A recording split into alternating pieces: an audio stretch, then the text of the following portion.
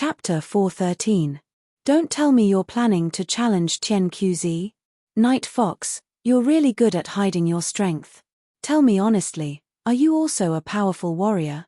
How powerful? Are you a martial saint as well? Yun Sheng was overjoyed. Why didn't she think of finding someone to slit Tian Qzi's throat? As long as Tian Qzi couldn't compete, Yun Bo wouldn't have anything to do with it. A quarter of Ju State's purple gold mine would be saved, and the Emperor of Ju State wouldn't be able to pick on the Yun residents anymore. Yi Beiming wasn't happy. He couldn't help but knock Yun Sheng on the head. His eyes were half angry and half dissatisfied. Little wild cat, you're not kind. I've been so loyal to you. Whenever something good happens, you're the first person I think of. You, on the other hand, are the first person I think of when it comes to courting death. Yi Beiming felt sour in his heart. Yun Sheng hugged her head and shrank to the side. She stuck out her tongue. You're one of us. Why should I be so polite with you?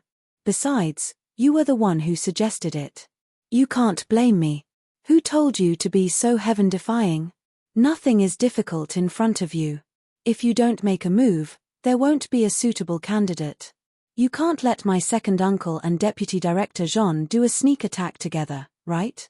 Yi Beiming was still a little unhappy, but when he heard Yun Sheng say one of us, his face instantly brightened. This sentence was quite pleasant to hear. Yi Beiming rubbed his chin. I can't do it myself, but there's a very suitable candidate beside you. He glanced at the life artifact. Tyrant Gold? You want it to assassinate Tian Qzi?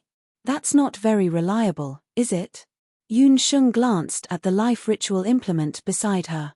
Tyrant Gold had indeed grown a lot in the past few months, but that was only enough to upgrade it to a mid-level life ritual implement. According to the description in the Magic Weapon Encyclopedia, although an intermediate eternal magic weapon could cast any combat skill or magic spell, it could not fully exert the full strength of the caster. An intermediate eternal artifact could only display 50% of its combat skill or magic power at most. Therefore, Tycoon Jin's strength was enough to wipe out an army of ordinary warriors or mags. However, if he were to meet the true powerhouses of the continent, Tycoon Jin would not be enough. Whether it's reliable or not, I have my own judgment. If you're not worried, you can give it to me. You don't have to worry about this matter. Tian Qzi definitely won't appear on the day of the competition. As Yi Beiming spoke, he gave off an indescribably shocking presence. That was absolute confidence. Only a true expert would be able to emit such an aura. Yun Sheng glanced at Tycoon Jin, then at Yi Beiming. Yi Beiming's net worth was much higher than hers. Although Tycoon Jin was precious, compared to Yi Beiming, Yun Sheng quickly made a decision. She promised Yi Beiming that she would give Tycoon Jin to him for 3 days. However, I also have a request. I have helped you so much. You should at least give me something in return. Yi Beiming changed the topic. He stretched out his long arm and smoothly scooped up Yun Sheng. Yun Sheng was angry, but she could only stare. This was not the first time Yi Beiming had touched her. But she could not do anything to this guy. In terms of strength, Yi Beiming was like an iron King Kong. Yun Sheng suspected that even Puffed Egg would have a headache if it met him. In terms of magic, well, her magic was no match for him. Although Yi Beiming did not use a magic scepter, he could always easily break Yun Sheng's magic. Since violent resistance was useless, she might as well lie down and enjoy it. In any case, Yi Beiming was born with good looks and his figure was also quite good. From Yun Sheng's angle, Yi Beiming's face was perfect and flawless. Even his eyelashes were black and dense. When they fluttered slightly, it could make one's heart beat faster. It did not feel bad to be in his arms. Yun Sheng treated it as if she was hugging a human-shaped pillow. But why was he hugging her for no reason? Yun Sheng regained her senses and realized that Yi Beiming's handsome face was getting closer and closer to her. His perfect lips were almost touching her cheek. In her previous life, she had dated Liu Minglang. But because of her personality, she rarely had any intimate actions with Liu Minglang. At most, it was just a kiss. But she had never felt the kind of feeling that Yi Beiming gave her. How old was her body now? The night fox would not suddenly turn into a big bad wolf, right?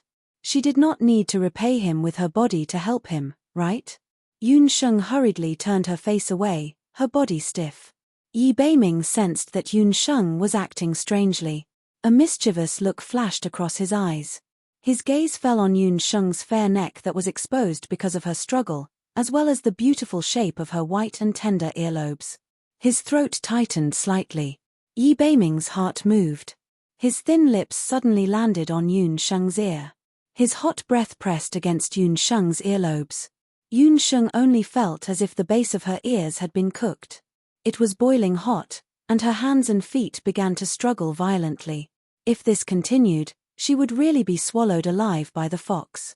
Little wild cat, don't move. Otherwise, this prince will really swallow you alive. Yi Beiming's lips lightly touched Yun Sheng's earlobes. He understood that Yun Sheng did not have any romantic feelings for him, so he could not be too anxious. Sooner or later, the little wild cat would be his. When she grew up, he would not let her off so easily. Help this prince refine a batch of weapons that are fused with purple gold, Yi Beiming said slowly. Chapter 4:14. Yun Sheng thought for a while. This didn't seem too difficult.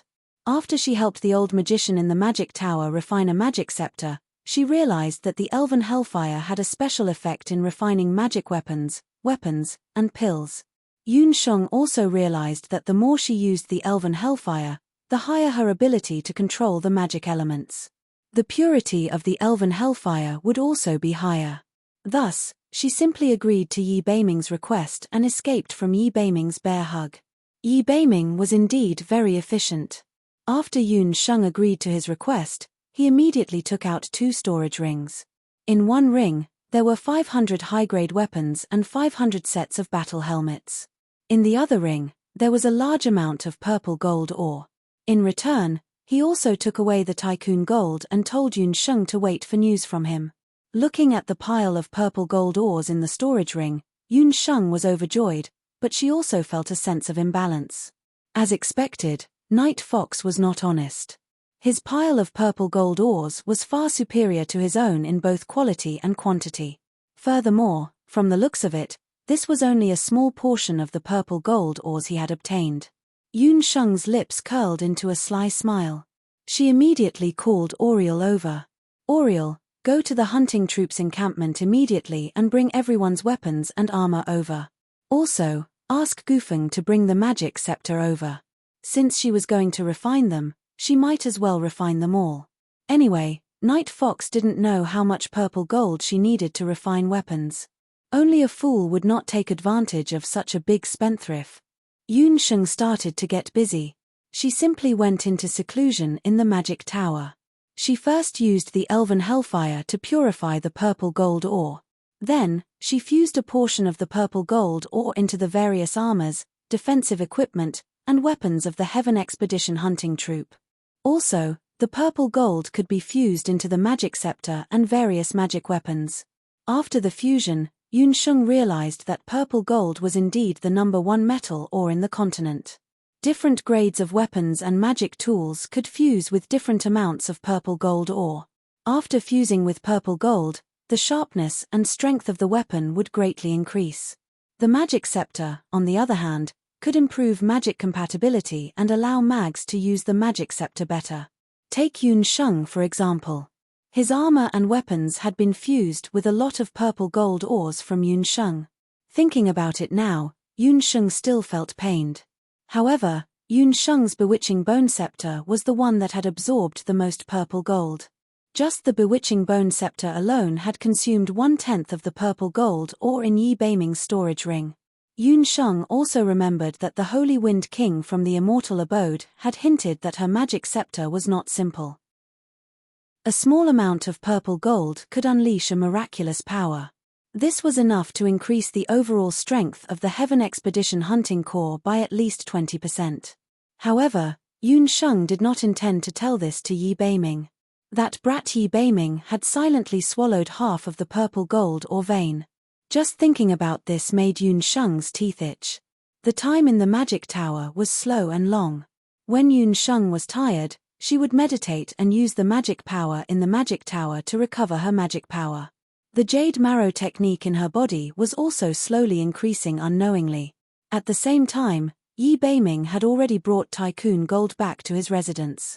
Tycoon Gold was a magic weapon.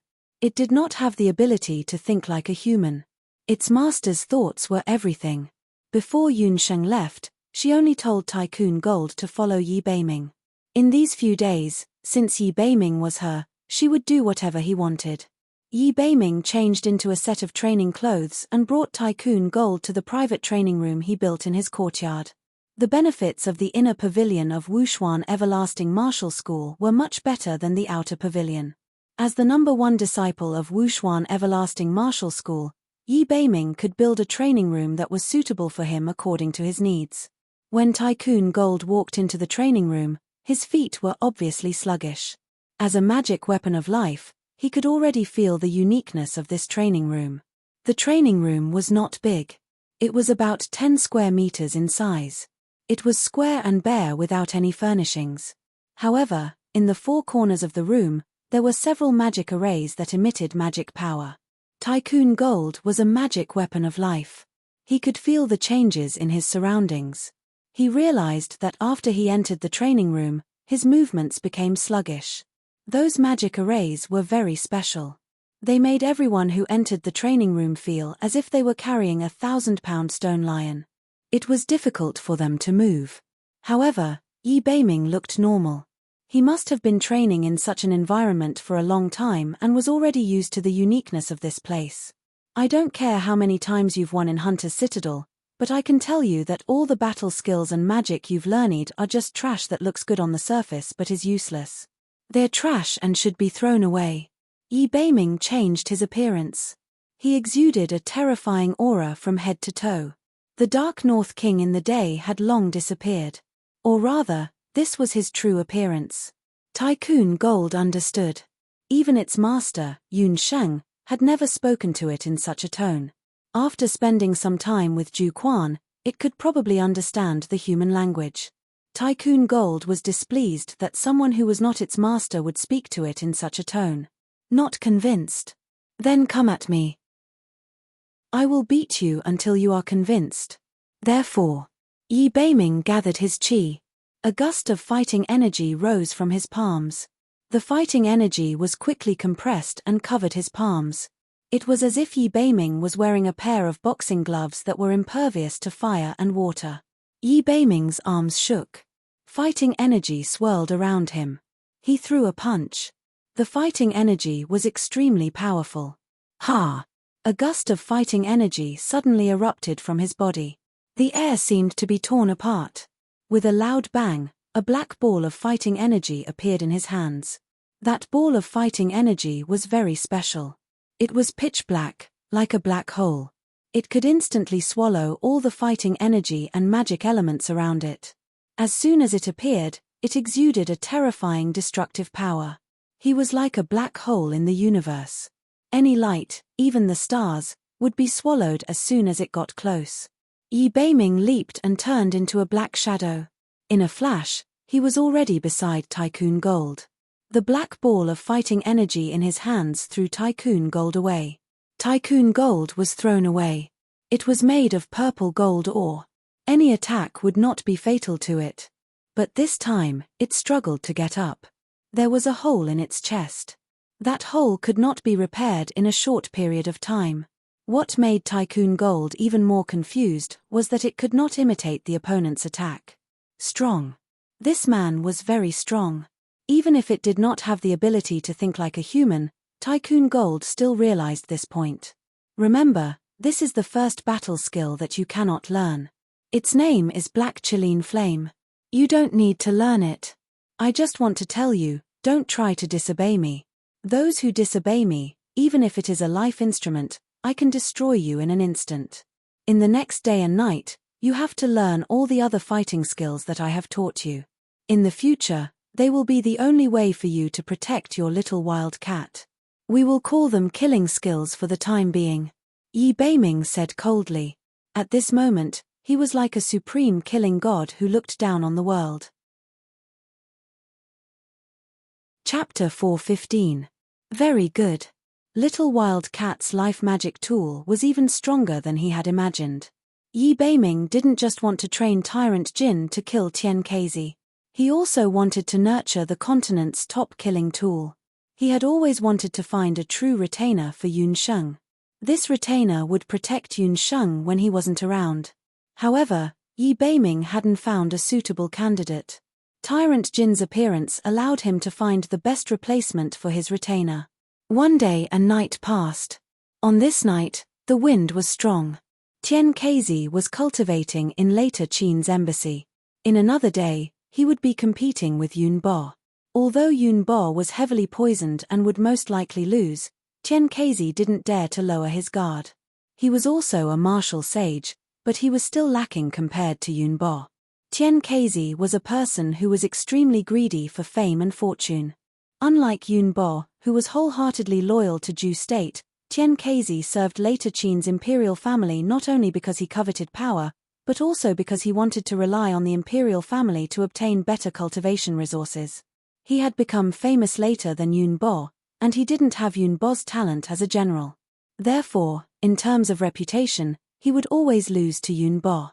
He had always wanted to replace Yun Bo and become Zhou state's and later Qin's #1 martial sage.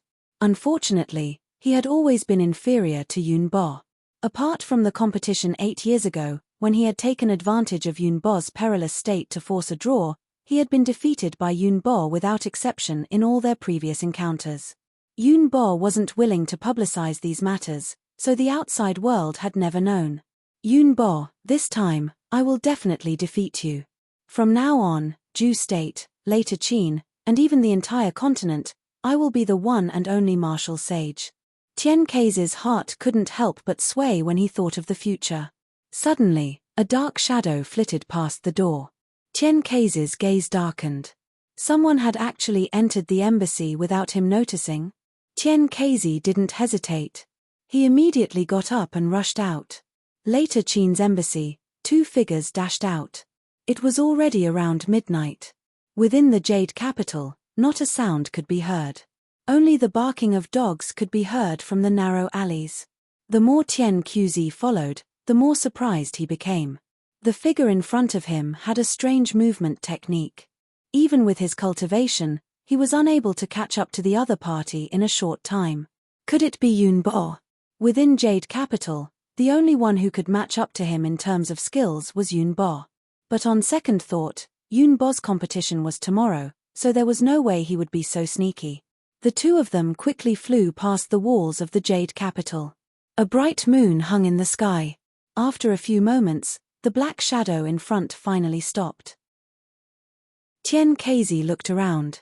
They were already in the outskirts, surrounded by wild grass. A bright moon hung in the sky, and the person in front finally turned around. It slowly removed the cloak that covered its face. When he saw the person's face, Tian Kezi was slightly shocked. What was that? What he saw was not a person. Tian Kezi felt his hands and feet turn cold. It was a human-shaped golden man. Under the bright moonlight, the golden man's body emitted a dazzling golden light. It was the purest golden light. It was even purer than the purest purple gold coins. The golden man's body was comparable to a human's. Apart from its facial features, it had arms and legs. It looked almost like a human. If a normal person saw such a monster, their first thought would be shock. But Tian Kezi was the martial saint of later Qin. He quickly recognized that the golden man in front of him was not an ordinary object. It was an artifact with life. An artifact of life. Tian Kezi's forehead was drenched in cold sweat. Let's go. Tian Kezi's expression changed. He moved quickly and was about to escape. He wasn't afraid of the artifact of life. What he was truly afraid of was the owner of the artifact. The appearance of an artifact of life meant that it was very likely that the person behind it was an expert on the level of the Master Summoner or even Emperor Zhao. Only such an expert could have a special artifact refining method to refine such a heaven-defying artifact of life. Suddenly, 5 or 6 dazzling flames appeared in the sky. The flames were unusual. They were as muddy as mud and were not the usual red flames. The flames turned into 5 or 6 raging flood dragons, blocking Tian Qiuzi's retreat in all directions. Running. In a place where the moonlight couldn't reach, a tall figure stood. The figure stood with his back facing Tian Qiuzi. His grey eyes were stained with blood and revealed a trace of ferocity. Tian Qiuzi, you can't escape. Tian Qiuzi couldn't see the figure's appearance clearly. He could only see the black and red dragons around him staring at him. The moon in the sky disappeared. The sound of the wind and the chirping of the insects seemed to have frozen. Tian Qiuzi felt as if he was trapped in a quagmire. His movements were no longer agile. Tian Qiuzi had always thought highly of himself. In his opinion, he was undoubtedly the most powerful martial artist on the continent. But at this moment, he felt as small as a speck of dust in front of that figure. He suddenly realized the true nature of those flood dragons. That was dark magic. Kill him. The man's voice was clear and loud. In the dark night, it was like a stone falling into a lake. His voice spread out. Tycoon Jin exploded with astonishing power in an instant. Around it, rings of golden douqi shot out like exploding flames. Boom! Tian Qiuzi and Tycoon Jin instantly clashed. Half an hour later, Tian Qiuzi was panting heavily. He looked at the artifact of life not far away with hatred. What kind of monster was that? Its speed, its attack power, and its imitation ability. How could such a monster appear in due state? Who are you people? Why do you want to kill me? Tian Qiuzi was sure that whether it was the dark magic or this artifact of life, they were not something the residents of Yun could possess. Too slow. You're not enough to protect her. The man's voice was like the seduction from the depths of the dark night. It was low, lazy, noble, and full of killing intent. When it heard the man's voice, Tycoon Jin's body emitted a violent killing intent. In the past day and night of training, the man had used such words to provoke it every time. The man had repeatedly instilled a concept into it. It was the artifact of life, and its existence was to kill. As if it was hypnotized, Tycoon Jin only had one thought in its mind. Protect its master, Yun Sheng, and kill all those who threatened Yun Sheng's life. Tycoon Jin suddenly leaped into the air. His figure merged with the jade round moon in the sky. The moon was no longer bright and flawless. It was a bloody red, filled with killing intent and violence. A golden dot rose slowly, like a firework that suddenly bloomed under the moon. Chapter 4:16. The sun had just risen in the Ju State's Marshal Saint General's manor. You said that Tian Qiuzi ran away before the battle. Yun Bo had heard this shocking news early in the morning. For today's competition, Yun Bo had even brought out the armor he used on the battlefield back then. He polished it until it shone brightly in preparation for the big battle with Tian Qiuzi, blinding that little thief's dog eyes. Who knew that just as Yun Bo was about to step out of the Marshal Saint General's manor and valiantly prepare for the competition, a piece of news that shocked the entire Yujing city spread. The entire Yujing city was shaken. Tian Qiuzi had run away before the battle. No, to be more precise, Tian Qiuzi had gone missing. He had indeed gone missing. The Dark Prince's men had searched the entire Later Qin embassy. They were just short of digging 3 feet into the ground, but they still couldn't find Tian Qiuzi. The dignified Later Qin Marshal Saint had actually disappeared the night before the battle. There were no letters, no sudden illness, and no news. Tian Qiuzi had disappeared without a word. The only explanation was that he was worried that he couldn't beat Yun Bo, so he ran away before the battle. Otherwise, how could such an adult, and a martial saint at that, disappear just like that? Yun Bo first cursed a few times, but then he laughed. Now that Tian Qiuzi had disappeared, all the problems were no longer a problem. Running away before the battle was the biggest joke in the world. The Dark Prince of Later Qin wouldn't have the face to ask for a quarter of the purple gold mine. Needless to say, the Later Qin and Tang Yuan alliance could all go to hell. It was said that after the Later Qin soldiers at the border received this news, their morale plummeted. All of them cursed Tian Qiuzi's father and mother, cursing all 18 generations of his ancestors. Tian Kei's family in later Qin was also unable to recover from this setback. Compared to later Qin, the Tang Yuan kingdom's reaction was also very subtle. Tang Yuan's second prince, Li Shao, also received this bizarre news in the shortest time possible. Li Shao was good at scheming. In Zhou state, he had missed out on the purple gold mine and had always held a grudge in his heart. The other party was also powerful, snatching half of his purple gold mine, but no matter how hard he searched, he could not find any clues. Li Shao could only take revenge on Zhou state. The alliance between later Qin and Tang Yuan had been secretly ordered by Li Shao, and he'd been the one to pass the bottle of amniotic fluid to Xuanwu Ji. The entire plan was flawless. Li Shao had even made meticulous preparations. As soon as Yun Bo was defeated, he would immediately invade Zhou state. Who knew that at this critical juncture, Tian Quzi actually disappeared? If he was alive, he wanted to see him. If he was dead, he wanted to see his corpse. Later Qin, what did they do? Li Shao was still unwilling to retreat. The hidden crown prince has already ordered the army to retreat 100 li. Everything will be done to find Marshal Saint Tian Quzi, the spy reported. We will also bide our time for now. Li Shao gave the order and waited for news from Jade Capital. No one was happier than the Emperor of Zhou state when Tian Keizi went missing. The Emperor of Zhou state was overjoyed and secretly delighted. This was undoubtedly the best result. Later Qin had lost a lot of face. It was said that the hidden crown prince of later Qin killed 2 of Tian Quzi's attendants in a fit of anger. However, what everyone didn't know was that there was another power that had obtained even greater benefits. That power was truly silent and had made a fortune. That was the Wanlong gambling house. In the previous competition between Tian Quzi and Yun Bo, because both of them were martial saints, roughly half of the people bet on each side. Who knew that after Tian Quzi made such a scene, no one won or lost, and all the bets went to the Wandong gambling house. The gamblers cursed at the Wandong gambling house, but they could only swallow their anger.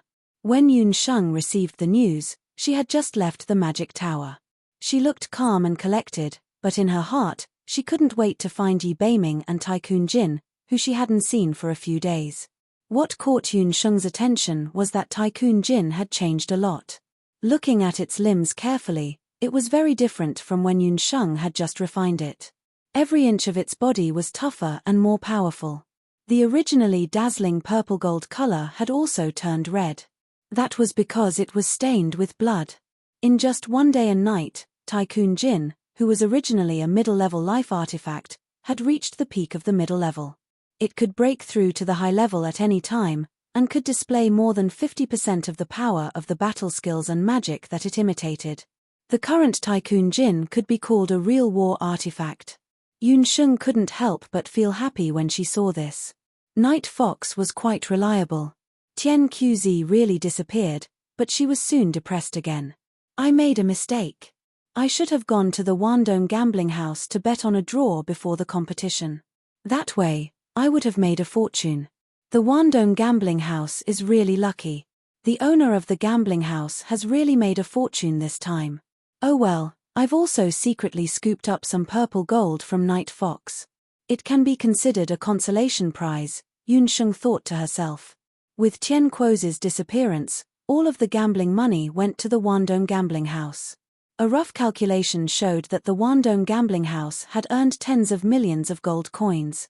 If Yun Sheng knew that the person behind Wandong gambling house was Yi Beiming, she would probably vomit 3 liters of blood. Reality proved that a fox was a fox. It wouldn't lose out in anything. In the next few days, the entire Jade capital was discussing Tian Quzi's disappearance. Yun Sheng distributed a portion of the purple gold sacred weapons that she had refined to the hunting corps. At a certain place in Wandong gambling house, Yun Sheng, Qi, and the others had come to participate in the stone gambling banquet. Long Hua and the other stewards of Wandong gambling house stood to one side. The 4 stewards of Wandong gambling house were Long Hua, Long Shui, Long Feng, and Long Tu. The 4 of them were 3 men and 1 woman. Their appearances and ages were all different. They rarely appeared at Wandong gambling house at the same time, but today, they were all gathered together. Yi Beiming sat alone. Long Hua was the oldest of the four. He was more than 10 years older than Yi Beiming, but in front of him, the four of them were all respectful and reverent. Yi Beiming was a natural-born king. This was something that the four of them already understood when he left the cold palace and appeared in front of them a few years ago. There was a person standing beside him. His back was somewhat familiar, but his entire body was like the people of Bloody Hand Tycoon. He was tightly wrapped in a set of fish scale armor, and there wasn't a single gap from head to toe. No one would have expected that the former martial saint of later Qin would become like this overnight, a puppet without any thoughts of his own. His empty eyes and silent appearance showed that he had long forgotten the fact that he was once Qian Kezi. Master, the gambling house has made a lot of profit this time. The total income is 33 million gold coins. Long Hua acted as if he didn't see the extra person at all. He had followed Yi Beiming for so long and understood many things. He didn't ask what he shouldn't. Allocate 5 million gold coins to recruit people and expand the Netherworld Guard. Yi Beiming flipped through the account book and took out a storage ring. Long Hua took the storage ring and looked at the things inside. He couldn't help but be shocked. In a place like Wandong Gambling House, there were all kinds of people. Long Hua's eyesight was also much better than the average person's. When he saw the weapons in the storage ring, he couldn't help but be shocked. These weren't ordinary weapons. They were all saint-level weapons fused with part of purple gold. Where did Master get such a large batch of violet gold weapons? Chapter 417. Master, there's something I don't understand. Long Shui, one of the four Long men, walked out. Long Shui was the only woman among the four of them. She was also the youngest. She was about 18 or 19 years old. She had a graceful figure and a pair of watery eyes that were full of emotions. The four people of Wanlong Gambling House were four very good magicians. Among them, Long Hua and Long Tu were old people who had served Empress Li Longfeng, and Long Shui were later discovered by Yi Beiming and joined Wanlong Gambling House. The outside world thought that Yi Beiming had been secluded in the cold palace for many years. In fact, he had already been moving around the mainland when he was still blind. But at that time, his identity was only the owner of Wanlong Gambling House. Long Shui was the latest to join. Her original name was Shui Yuran. She was born in a scholarly family. But because her family's fortune declined, she was bought into a brothel. At that time, she was only 10 years old, but she was already very intelligent. She was not willing to be buried in a brothel for the rest of her life. So, she escaped when a guest was drunk. Coincidentally, when Yi Beiming and Long Hua went out to do something, they happened to meet Shui Yuran, who was being chased by a brothel. So, they saved her. Yi Beiming checked and found that Shui Yuran was actually a genius in learning magic. So, he simply took her in and changed her name to Long Shui. Until now, Long Shui still remembered how she looked when she first met Yi Beiming. It was a snowy day. She was wearing the clothes of a prostitute and stumbled all the way out of the brothel. Behind her, the people of the brothel were shouting and cursing ferociously. It was like the sound of a demon urging her to die. She only knew to keep running forward. Until she fell to the ground and cold ice shards hit her face. Just when she thought that she would never have the chance to get rid of the group of demons behind her, two people appeared in front of her. Under Grey Fox's command, there was a boy who was so handsome that it made people fall into a trance. Beside him was a tall man. The boy's eyes were dim, but the aura on his body was so soul-stirring. Facing the people of the brothel, the boy only said one word, "Kill." That was clearly a child, but when that word was spat out from that mouth that was as thin as a blade, it made one's hair stand on end. Even a true emperor would not be able to maintain his composure in the face of an army of 10,000. The moment Long Hua made a move, he killed the head of the brothel. From now on, you will be called Long Shui. I am your master, Yi Beiming. The boy's words were like a brand that was branded in Shui Yuran's heart. That was the only time Long Shui had ever heard Yi Beiming's name. Since then, she could only call him master. Long Shui only found out about Yi Beiming's true identity a year later. In her mind, her master, who was born with the temperament of a royal family, had an illustrious background. He was the former crown prince of Zhou state. After learning about this, Long Shui was very indignant. She had seen Yi Balian, the crown prince of Zhou state, who was a lecherous, cowardly, and incompetent mediocre man. Such a person actually replaced her noble master in her mind and became the crown prince of Zhou state. Long Shui believed that her master would never succumb to such a person. Sure enough, in the next few years, she saw her master secretly cultivating forces. He was nominally an idle prince, but in fact, he had an army that could not be underestimated. This time, Long Shui met Yi Beiming again after several years. She was pleasantly surprised to find that her master's eyes had recovered. Her master, who was originally as handsome as a god, now looked as flawless as a beautiful jade. Looking at Yi Beiming, Long Shui could not help but be infatuated. Her memory suddenly stopped. Long Shui. Long Hua looked at Long Shui with dissatisfaction. She had obviously dressed up carefully today. Her beautiful face looked a little more enchanting. Long Shui collected her thoughts and looked at her master with half infatuation. It's fine. Long Shui, do you want to ask me why I don't take advantage of this competition to weaken Zhou state's power and force the crown prince to abdicate? Yi Beiming did not take Long Shui's rudeness to heart. Yes, according to master's plan these years, isn't it to make the emperor of Zhou state a mere figurehead? Within Zhou state, there are few martial practitioners. The residence of Yun is already the last support of Zhou state. If Yun Bo dies this time, won't we have a better chance? Although 10 million imperial gold coins was a considerable amount, it was nothing compared to the Wanlong gambling house, which made hundreds of thousands of gold coins a day. Yun Bo is now poisoned. He can no longer support the residence of Yun. As for Yun Tsanglang, when he finds out the truth of what happened back then, he will definitely no longer be loyal to the emperor of Zhou state. Yi Beiming muttered. Indeed, he had once wanted to use this opportunity to cut off Yun Bo, who was like the emperor of Zhou state's right-hand man. He had already started to make meticulous plans to weaken the residence of Yun several years ago. However, a small episode had appeared in the middle of this, forcing him to stop his plans. Yun Sheng, because he did not want her to be sad, he had stopped this plan. Fortunately, although there had been some changes to the plan, the final goal had been achieved. If he didn't guess wrong, the real crisis had just erupted. Within Yujing City, there was a surging undercurrent. The situation of some rejoicing and some worrying had yet to be broken.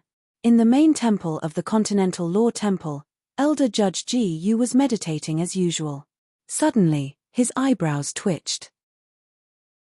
An ominous feeling in his heart grew stronger. Ji Yu immediately stopped meditating. With a teleportation, he was already standing in front of the heavenly mandate mirror. He looked at the mirror and found that there was a crack on the heaven's mandate mirror, which was originally intact. The crack was very small, but it was especially glaring on the mirror. The heavenly mandate mirror had broken. Could it be that something had happened to the situation on the continent? Ji Yu hurriedly performed a divination. Looking at the divination, his expression became even more gloomy. Elder Judge Ming, there's news from the Great Zhou dynasty. The martial sages of the Great Zhou dynasty and the later Qin dynasty are dueling. A boy from the temple ran in and handed a letter to Ji Yu. Ji Yu suppressed the unhappiness in his heart and opened the letter. The letter was sent by his old friend, Wen Dagua, the great master of the Medicine Emperor Pavilion. The ink on the letter was still wet. The few lines were especially glaring. Tian Quozi is missing, Yun Bo is alive. Ji Yu's originally calm expression changed drastically at this moment. There was only one thought in his mind right now, and that was to immediately contact Xia Wanshu. The heavenly mandate mirror's predictions were never wrong. Yun Bo's fate had been a bloody disaster the last time he performed a divination. But this time, there was a glimmer of hope. Fate could not be changed. If there really was a change, there could only be one reason: someone had leaked the heavenly secrets. Ji Yu immediately drew a light magic array. Soon, Xia Wanshu appeared on the other side of the array. Chapter 4:18. Wanshu, what's going on here? Ji Yu's expression was very grave. He had been very proud of this disciple of his for many years. He had never questioned Xia Wanshu with such a serious tone before. Xia Wanshu wasn't too surprised by his master's anger. This morning, when he learned that Tian Kezi had gone missing and that the martial sage competition had been forced to stop, he was also somewhat surprised. Although he had long known that Yun Bo had been poisoned by a strange poison, he didn't expect that it would be the later Qin that would retreat in the end. After all, Yun Bo's character was one that would never retreat even in death. Even if he knew that he was inferior to Tian Kezi, he would never give up. Being firm was easy to break. This was Yun Bo's greatest taboo in this bloody disaster. Xia Wanshu had also performed a divination for Tian Kezi. The divination showed that it was a mystery divination. This divination was neither a death divination nor a death divination. Xia Wanshu had guessed that Yun Sheng wouldn't just sit and wait for death. However, if he said that Tian Kezi's disappearance had something to do with Yun Sheng, it would be too much of a compliment to Yun Sheng. No matter what, she was only a master sorcerer. The current her was as insignificant as an ant in front of an expert like Tian Kezi. Master, this disciple also doesn't know what happened. Xia Wanshu's expression was unchanged. He had only warned Yun Sheng, but didn't tell Yun Sheng how to avoid this bloody disaster. If one really wanted to calculate, it could only be said that Yun Bo's life wasn't meant to end this time. There was still a chance for him to survive. Seeing that Xia Wanshu wasn't acting strangely, Ji Yu's anger subsided a little. At least, he knew that Xia Wanshu wasn't involved in this matter. In Wen Dagua's letter, he had also mentioned that he had met a disguised Xia Wanshu in the medical center of the little girl from the Yun family. He had thought that it couldn't be. Xia Wanshu was brought up by him. This child had always been cold and detached. How could a mere little girl from the Yun family make him do something as absurd as sacrificing his own lifespan and revealing the secrets of heaven? Ji Yu heaved a sigh of relief. Pay close attention to Tian Kezi's whereabouts. Pay attention to Du Guxiu's actions later Qin. That person is not a good person. This time, he had lost a martial saint in the Great Zhou dynasty for no reason. He would definitely be unwilling to do so. Once this matter is settled, you can return to the temple. Disciple obeys. After saying that, the magic power in the magic formation dissipated, and Ji Yu's voice and figure disappeared. Xia Wanshu was in deep thought. Yumo rushed in. Young Arbiter Ming, something bad has happened. Why are you so flustered? Xia Wanshu saw that the one who entered was Yumo. Looking at his expression, he couldn't help but be slightly startled. Solitary rain wasn't solitary rain. He didn't speak much. Something big must have happened to move him. Old General Yun is heavily injured. We don't know if he's still alive. The same words were also sent to Wushuan Limitless Hall. Hua, the porcelain medicine bottle in Yun Sheng's hand, fell to the ground and shattered into several pieces in an instant. Yun Bo was heavily injured and bleeding profusely. How could this be? Didn't Tian Tzuzi already disappear? When Yun Sheng heard the news, she felt as if she had been struck in the chest. Blood was thicker than water. No matter how much she hated Yun Bo, she couldn't deny that she was a descendant of the Yun family. Today, the Crown Prince of later Qin entered the palace to apologize on behalf of later Qin's Tian Tzuzi. The emperor also invited old General Yun into the palace.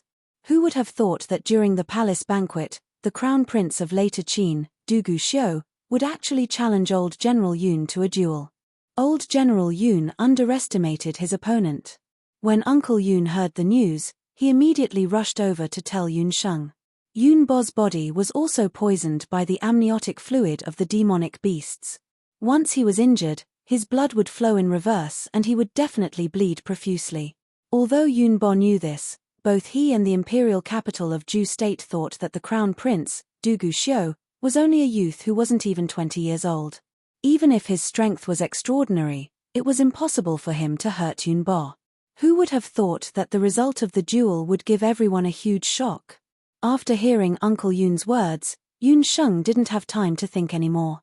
She immediately packed up her medical kit. Because Yun Bo was injured in the palace, she could only go to the imperial palace.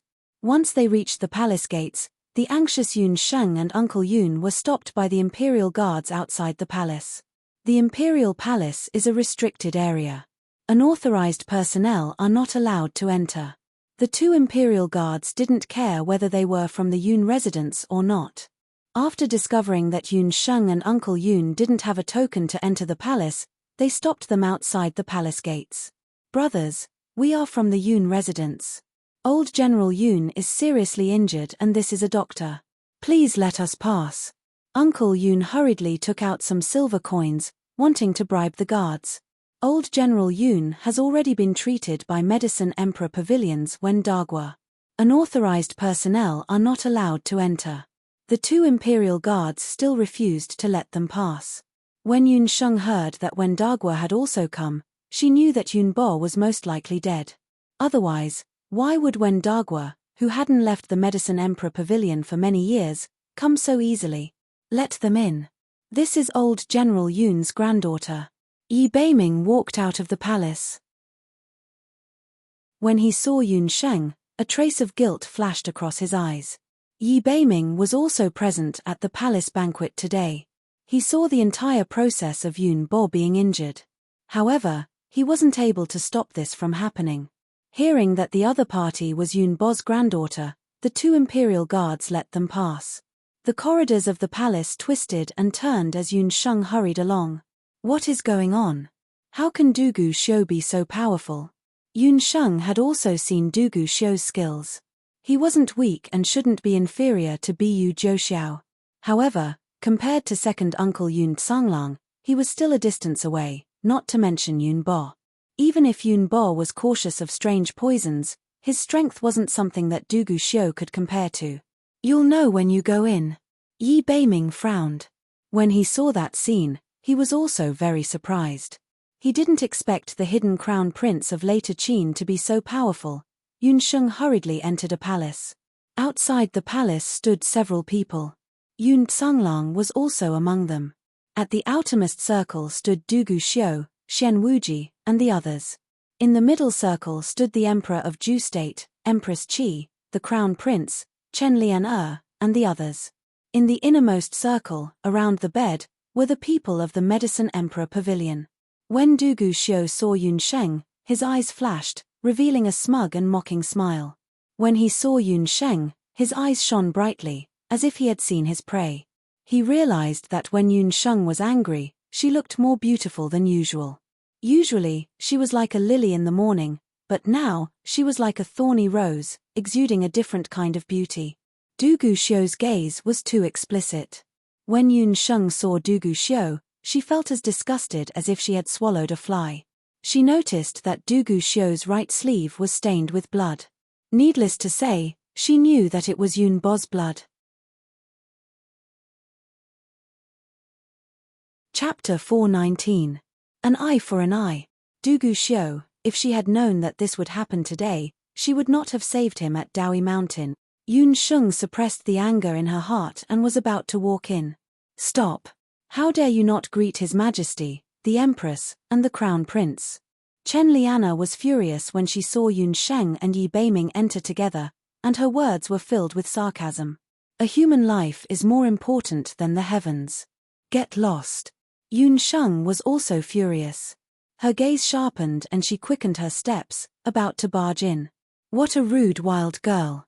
She's just a doctor and she dares to be so impudent in the palace. Empress Qi was also displeased. "Let her in. Old General Yun wants to see her." Unexpectedly, the one who spoke up to help Yun Sheng was Wen Daogushu. Wen Dagwa walked out with his hands behind his back. Wen Daogushu, who was usually dressed neatly, looked exhausted today. His body was also stained with large patches of blood. He looked very helpless. He had already tried everything he could think of. Wen Daogushu had already rushed here for an hour. He also did not expect that Yun Bo would be so severely injured. Yun Sheng walked in and saw bloody clothes all over the floor. There were also a few basins filled with blood around. After taking a few more steps, Yun Sheng saw Yun Bo on the bed. As a doctor in both her lives, Yun Sheng had seen serious injuries before. However, She had never seen such a tragic situation like today. Her entire body was ice cold. In her mind, she kept replaying the words that she had said. After the blood is poisoned by the amniotic fluid of magical beasts, once it comes into contact with a wound, the blood will not stop flowing until the person dies of blood loss. Yun Bo's originally tall and majestic body was now like a piece of paper that could collapse at any time. There was a fist-sized hole in the right side of his chest. Dugu Xiu. Yun Sheng only felt that her teeth were about to be ground into pieces. Dugu Xiu had actually used his fist to pierce through Yun Bo's chest. Yun Sheng didn't know how he did it, but Yun Bo, whose body had been pierced, was extremely weak. The large amount of blood loss caused his martial sage body to be unable to hold on any longer. However, it was also thanks to the stubbornness of his battered body that Yun Bo had been able to hold on until now. Yun Bo only had one thought the moment he was struck down. This time, he had really failed miserably. That little girl would probably look down on her grandfather even more. Cough, cough. Yun Bo's expression could no longer be described as ugly. He raised his hand with difficulty. When he heard Yun Sheng's voice just now, his originally blurry consciousness had a moment of clarity. He begged Wen Daigushu to let Yun Sheng in. Even if he was mocked, he wanted to hear Yun Sheng call him grandpa before he died. Yun Sheng walked to the side of the bed and immediately took out her 4 seasons glazed needles. Cough, cough. Don't waste your energy. Old man Wen has already inserted many needles into my body. It can't be stopped. Wen Daigushu is Wen Daigushu, I am me. After a moment of panic, Yun Sheng quickly regained her composure. Little girl, don't force yourself. Even the light magic of the Dharma temple can't heal his injuries. Wen Daigushu had some sympathy for Yun Sheng, but after hearing Yun Sheng's words, his sympathy immediately disappeared. If not for his friendship with Yun Bo, he wouldn't have entered the palace at all. Even Wen Daigushu was at his wit's end when he saw the injuries on Yun Bo's body. He had examined Yun Bo and found that his internal organs had been shattered in many places. His blood couldn't be stopped with needles either. The best hemostatic agent was immediately washed away by the blood when applied. He had been in the medical world all his life, but he had never seen such serious injuries. Perhaps I can help. Xia Wanshu had also rushed to the palace. He didn't know why he had rushed over, but he knew that Yun Sheng would definitely need his help at this time. His master's earlier words had already been thrown to the back of Xia Wanshu's mind. His arrival came as a surprise to Yun Sheng. But when she thought about it, Xia Wanshu had the eye of the heavens. If he could predict that Yun Bo would face a bloody calamity, he must have also predicted that something like this would happen today. Saving a life was more important. Yun Sheng couldn't care about anything else. Without another word, she pulled Xia Wanshu and walked inside. When the two of them held hands, Yi Beiming couldn't help but frown. Beside him, Dugu Xiu's eyes also darkened. Old General's injuries are very serious. I'm afraid that light magic can only stop his bleeding and treat his external injuries. However, his internal injuries are very serious. I can't use light magic to treat his internal and external injuries at the same time. Unless someone can use magic to stop the bleeding and stitch up his broken internal organs at the same time. Xia Wanshu looked at the bloodstains on the ground and couldn't help but frown. Looking at Yun Bo's condition, he more or less understood why even when Dagua couldn't do anything about old General Yun's injuries. The amniotic fluid of magical beasts was very poisonous. He didn't have the spring of life and couldn't purify Yun Bo's blood. Therefore, if he wanted to stop the bleeding, he could only use light magic to stop the bleeding on the surface. However, there was no way to directly heal the internal organs. Under such circumstances, even if Yun Bo managed to stop the bleeding, he would very likely die from internal bleeding. Yun Bo's chest was rising and falling more and more slowly. He was also a tough guy. At this moment, he actually didn't faint and was still holding on, glaring at Yun Sheng and Xia Wanshu. You only need to stop the bleeding. I will stitch up the internal organs. Yun Sheng licked her dry lips. Her small action stunned Xia Wanshu, who turned his face away. No way. His internal organs are injured in many places. Even if you stitch them up, It will be too late. Your needle skills can't be faster than my magic. Xie Wanshu still shook his head. I said it can be done. You only need to stop the bleeding. Yun Sheng's voice suddenly became louder. Even Yun Bo, who was lying on the sickbed, was shocked by Yun Sheng's words. Everyone in the hall was stunned by Yun Sheng's words. No one had ever spoken to Xie Wanshu like this. At that moment, Yun Sheng's body was surrounded by a dense, murderous aura. There was an undeniable dignity between her brows. Xie Wanshu couldn't help but sigh. He still remembered the first time he met Yun Sheng. She had helped that pregnant woman deliver her child. At that time, she had the same expression. Xie Wanshu's eyebrows twitched. He suddenly remembered that at that time, he had also seen that the pregnant woman was about to die. However, that pregnant woman had survived in the end. So be it. Although the will of the heavens couldn't be defied, it wasn't impossible for man to overcome the will of the heavens. Since that was the case, he would help her again. Only this time, he was completely willing. Even if his master found out later and wanted to punish him, he wouldn't complain at all. Xie Wanshu began to chant, and a gentle light magic enveloped Yun Bo's body. However, Yun Sheng didn't use her needle for a long time. When Dagua also watched from the side. He wanted to see what kind of needle skills Yun Sheng would use to stitch up Yun Bo's wound. However, Yun Sheng didn't have a needle in her hand. Chapter 420. She even slowly closed her eyes, her lips moving slightly, as if she was saying something. Xie Wanshu could only vaguely make out what Yun Sheng was saying. Yun Sheng was reciting the incantation for the soul healing needles, the Yang family's Shenong's soul healing needles. The fourth level of the dark needles. That's right, Yun Sheng didn't intend to use the bright needles. No matter how fast the needle technique was, it was impossible even if she used the trillium hand. Only the invisible dark needles had a chance. Yun Bo's wound couldn't be healed by ordinary needle techniques. When Dagua's words could be said to be correct. On the continent, there wasn't a single doctor whose needle technique could be faster than magic. It was almost impossible to stifle the wound while using light magic to stop the bleeding. But to Yun Sheng, as long as there was a chance, she would give it a try. When the light magic appeared, Yun Sheng's eyes flickered, and a glint flashed through her eyes. She pressed her hand on Yun Bo's wound. Her hand was very white, and it was even more shocking when contrasted against the bloody wound. Xie Wanshu didn't know what Yun Sheng's motive was, but he didn't get distracted and focused on reciting the incantation. Suddenly, he noticed a faint light flashing across Yun Bo's chest. In an instant, the power of the jade marrow technique in Yun Sheng's body turned into many dark needles. They quickly merged into the blood, and under the urging of Yun Sheng's power, they quickly swam through Yun Bo's body, quickly healing his organs. The dark needles were called dark needles. Apart from the person who used them, no one else could see them. Even Yun Bo only felt a slight itch running through his body. Yun Bo was seriously injured, and he didn't know what the pain was, like being bitten by ants. But he could feel that the fighting energy in his body was gradually recovering, and his originally scattered consciousness was gradually awakening. Yun Sheng's soul-healing divine needle was a miraculous needle technique left behind by Emperor Yang of Shenong.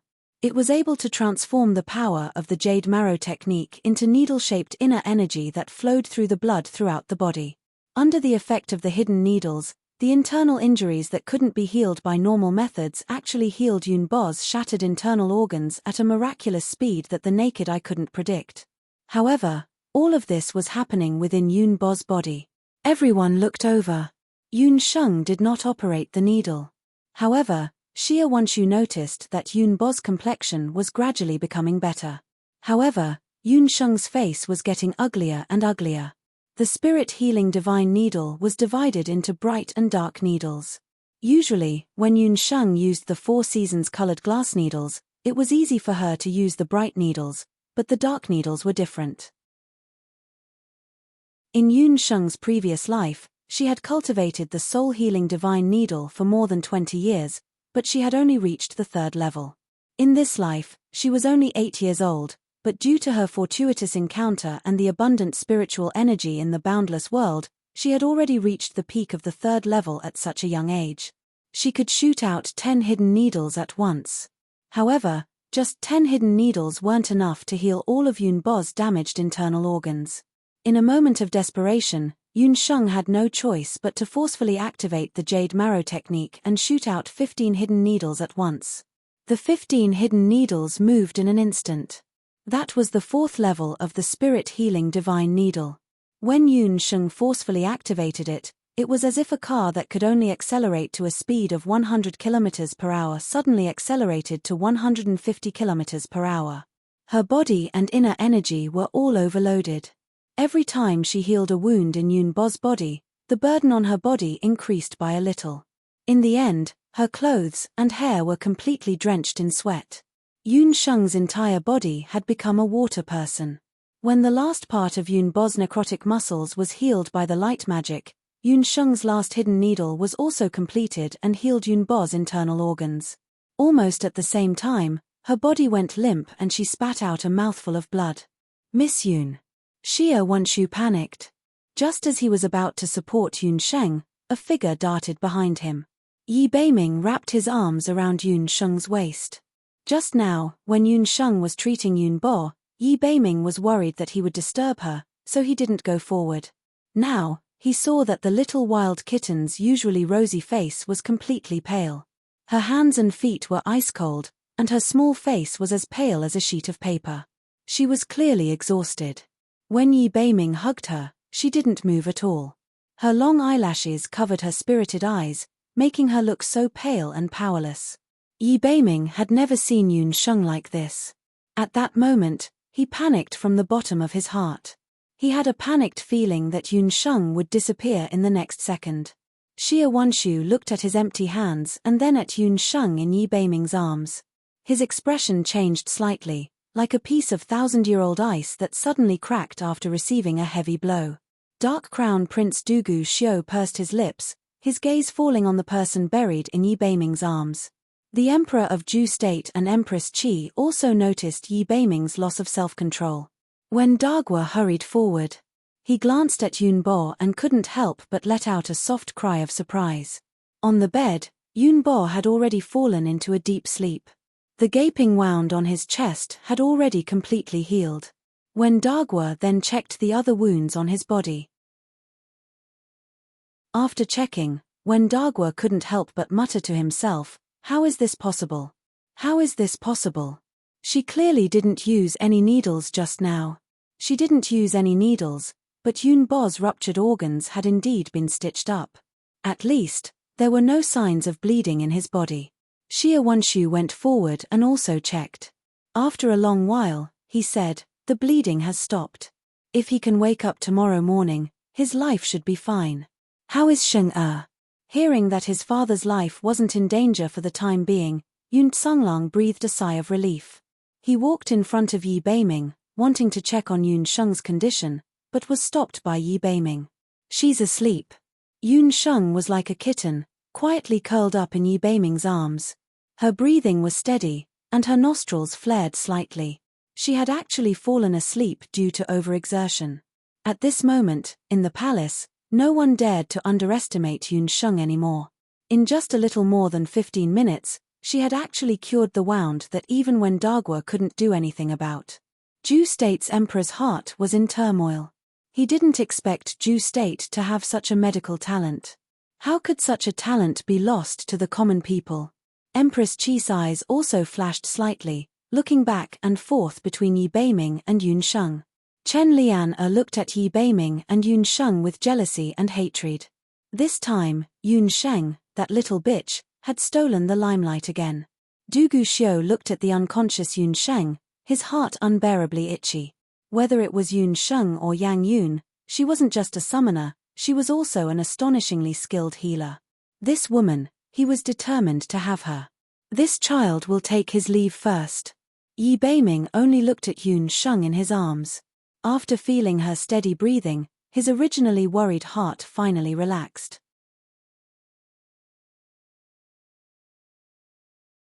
Chapter 421. At this moment, No one in the palace dared to underestimate Yun Sheng anymore. In just a little more than 15 minutes, she had cured the injury that even when Dagua had been helpless against. Ju State's emperor's heart was filled with countless thoughts. He didn't expect that Ju State had such a medical talent. How could such a talent fall into the hands of the common people? Empress Qi's eyes also flashed as she looked back and forth between Yi Beiming and Yun Sheng. Chen Lian looked at Yi Beiming and Yun Sheng with jealousy and hatred. This time, Yun Sheng, that little slut, had stolen the limelight again. Du Guxiu looked at the unconscious Yun Sheng, his heart unbearably itchy. Whether it was Yun Sheng or Yang Yun, she wasn't just a summoner, she was also an astonishingly skilled healer. He was determined to have this woman. This child will take his leave first. Yi Beiming only looked at Yun Sheng in his arms. After feeling her steady breathing, his originally worried heart finally relaxed a little.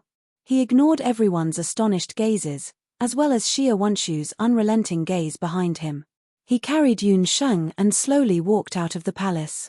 Yun Sheng slept very soundly. Ever since she became a sorcerer and learned how to meditate, especially after she comprehended deep meditation, she rarely slept. This time, because she used the hidden needles, she was exhausted and unknowingly fell asleep. When she woke up, she turned over and suddenly felt that something was wrong with her hands and feet. She opened her eyes. The first thing she saw was an extra-large handsome face, just inches away from her. Yi Beiming. Night Fox. Why are you here? Yun Sheng vaguely remembered that she was applying needles to stop Yun Bo's bleeding. She remembered that because she was exhausted, after confirming that Yun Bo would be fine, she fainted from exertion. I should be the one asking you that. Yesterday, I kindly sent you back. Who knew that you would hug me so tightly and not let go? I saw that you were sleeping soundly, so I could only let you hug me until dawn. Yi Beiming pointed at Yun Sheng's hand. Yun Sheng looked down and was shocked. When she came to her senses, she saw that her arms were wrapped around Yi Beiming's neck like a koala. And her two legs were wrapped around Yi Beiming's narrow waist.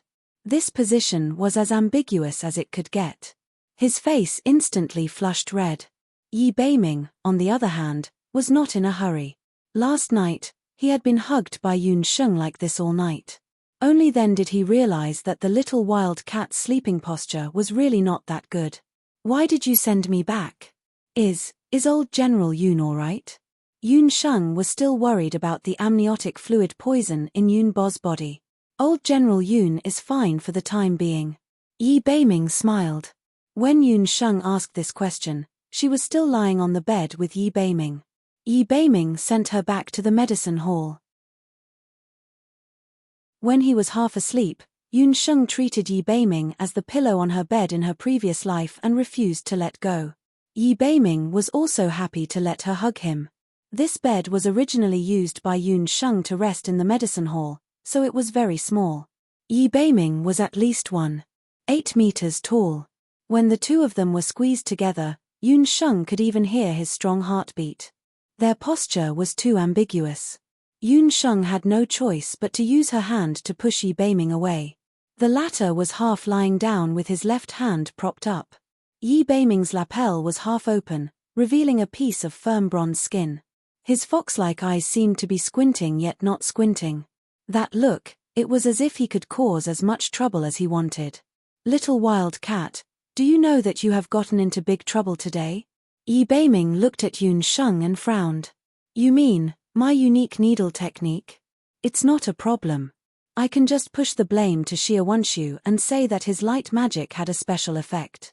At that time, Yun Sheng was also forced to use the soul healing needle without thinking much. But after thinking about it, she also felt that it was a little inappropriate. The illness that even when Daegushu couldn't treat was cured by her.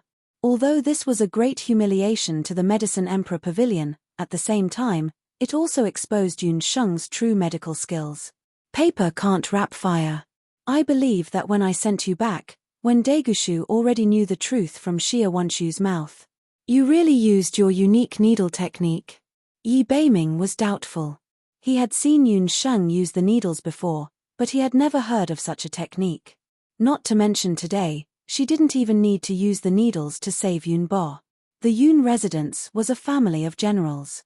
Even if Yun Sheng had led a wandering life since young, that kind of needle technique was definitely not something that could be learned in a place like Banana Leaf Village. Yun Sheng was at a loss for words. If Yi Beiming was suspicious, others would naturally be suspicious.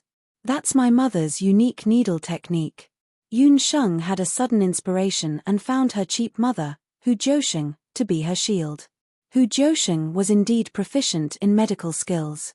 This could be seen from the medical records left behind by the Yun family. Yi Beiming was skeptical, but he didn't pursue the matter. He knew that Yun Sheng lost her mother when she was young. Compared to him, she hadn't even seen her mother once. It was rare for her to be so open-minded. Yi Beiming's heart softened slightly. He raised his hand and rubbed Yun Sheng's hair.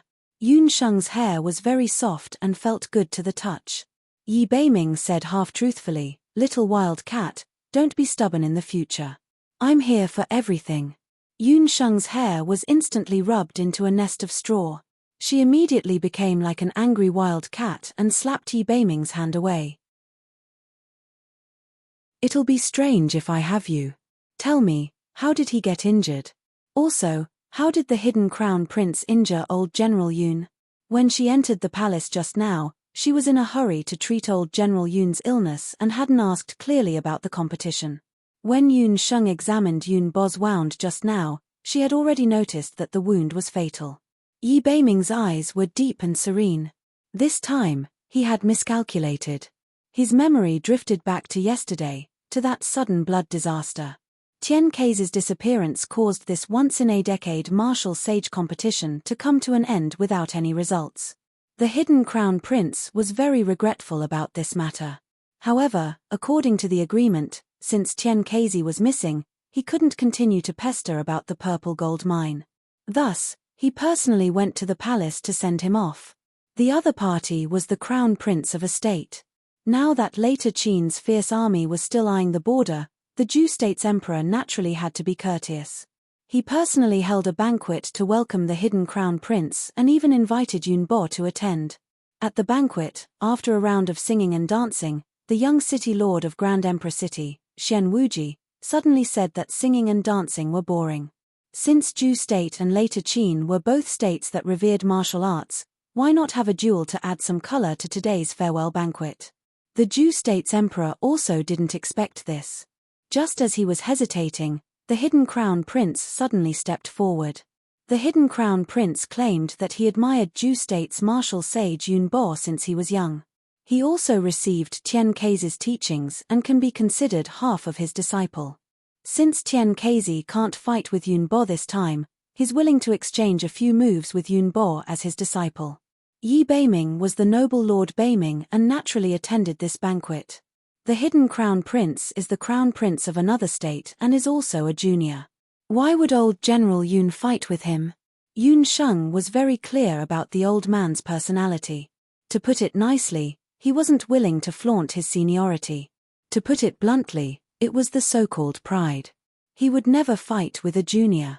Back then at the restaurant, if she hadn't forced the Yun residents into a corner, he definitely wouldn't have made a move. However, even if he did make a move, he still held back some of his strength. Old General Yun indeed didn't agree. After all, Du Guxiu's identity is there. If anything happens to him, it would be equivalent to giving other states a reason to criticize him. Later Qin and Tang Yuan's armies are still at the Zhu state's border. Yi Beiming was also somewhat puzzled about Du Guxiu's request. The Wuji 5 Gems reputation was very resounding, but compared to Yun Bo, who had been famous for a long time, it was undoubtedly an egg striking a stone. However, the hidden crown prince used both the carrot and the stick. Under his insistence, old General Yun had no choice but to agree to his challenge. However, Yun Bo was still a little cautious. He didn't really fight with the hidden crown prince and only wanted to exchange 3 moves with him. The hidden crown prince also readily agreed. Only 3 moves? Yun Sheng was even more incredulous. It was only 3 moves, but Yun Bo actually suffered such serious injuries. Because during the last move, the hidden crown prince went berserk. Yi Beiming's gaze was solemn. He clearly remembered the scene at that time. After blocking the first 2 moves, Yunbo originally thought that the Dark Crown Prince would give up. But who would have thought that during the 3rd move, the Dark Crown Prince would suddenly go berserk and punch Yunbo's chest. Yunbo vomited blood on the spot and his chest was hollowed out by the hidden Crown Prince, punching through a martial sage's body with 1 punch. And it was an instant berserk. Then what exactly did the hidden Crown Prince fuse with? Yun Sheng was speechless. Although she didn't see the situation back then, just by looking at Yunbo's smashed internal organs, she could guess how terrifying the might of the Dark Crown Prince's punch was. You should have guessed it already. The problem lies in the hidden Crown Prince's beast blood fusion. Yi Beiming paused. If I'm not wrong, the hidden Crown Prince should have fused with the blood of a divine beast. Divine beast? Yun Sheng's mind buzzed. The hidden Crown Prince Dugu Xiu's beast blood berserk was only a partial berserk. The duration was extremely short and it was impossible to guard against. In an instant, black scales that looked like dragon scales appeared on his right arm. His heavy punch carried the force of 5,000 kilograms. Yunbo's protective doqi was instantly torn apart by this heavy blow, and the fist landed squarely on his chest. The amniotic fluid poison in his body had also suddenly erupted, causing him to bleed profusely and nearly die. Speaking of divine beasts, Yun Sheng's first thought was Swanni. She had met the divine beast Swanni in the Earth's core furnace cave. How many years had it been since a divine beast appeared in the boundless continent? From the 1st rank to the 9th rank, the commander-level magical beasts were called sacred beasts. Above them were the lord-level divine beasts. All divine beasts had their own territory. As for above them, there were the so-called sacred beasts, which were existences of legends. My friends in the bookstore are looking over. I'm on a business trip for a week. I'm on a trip on Sunday and Monday. I'll update in 2 days.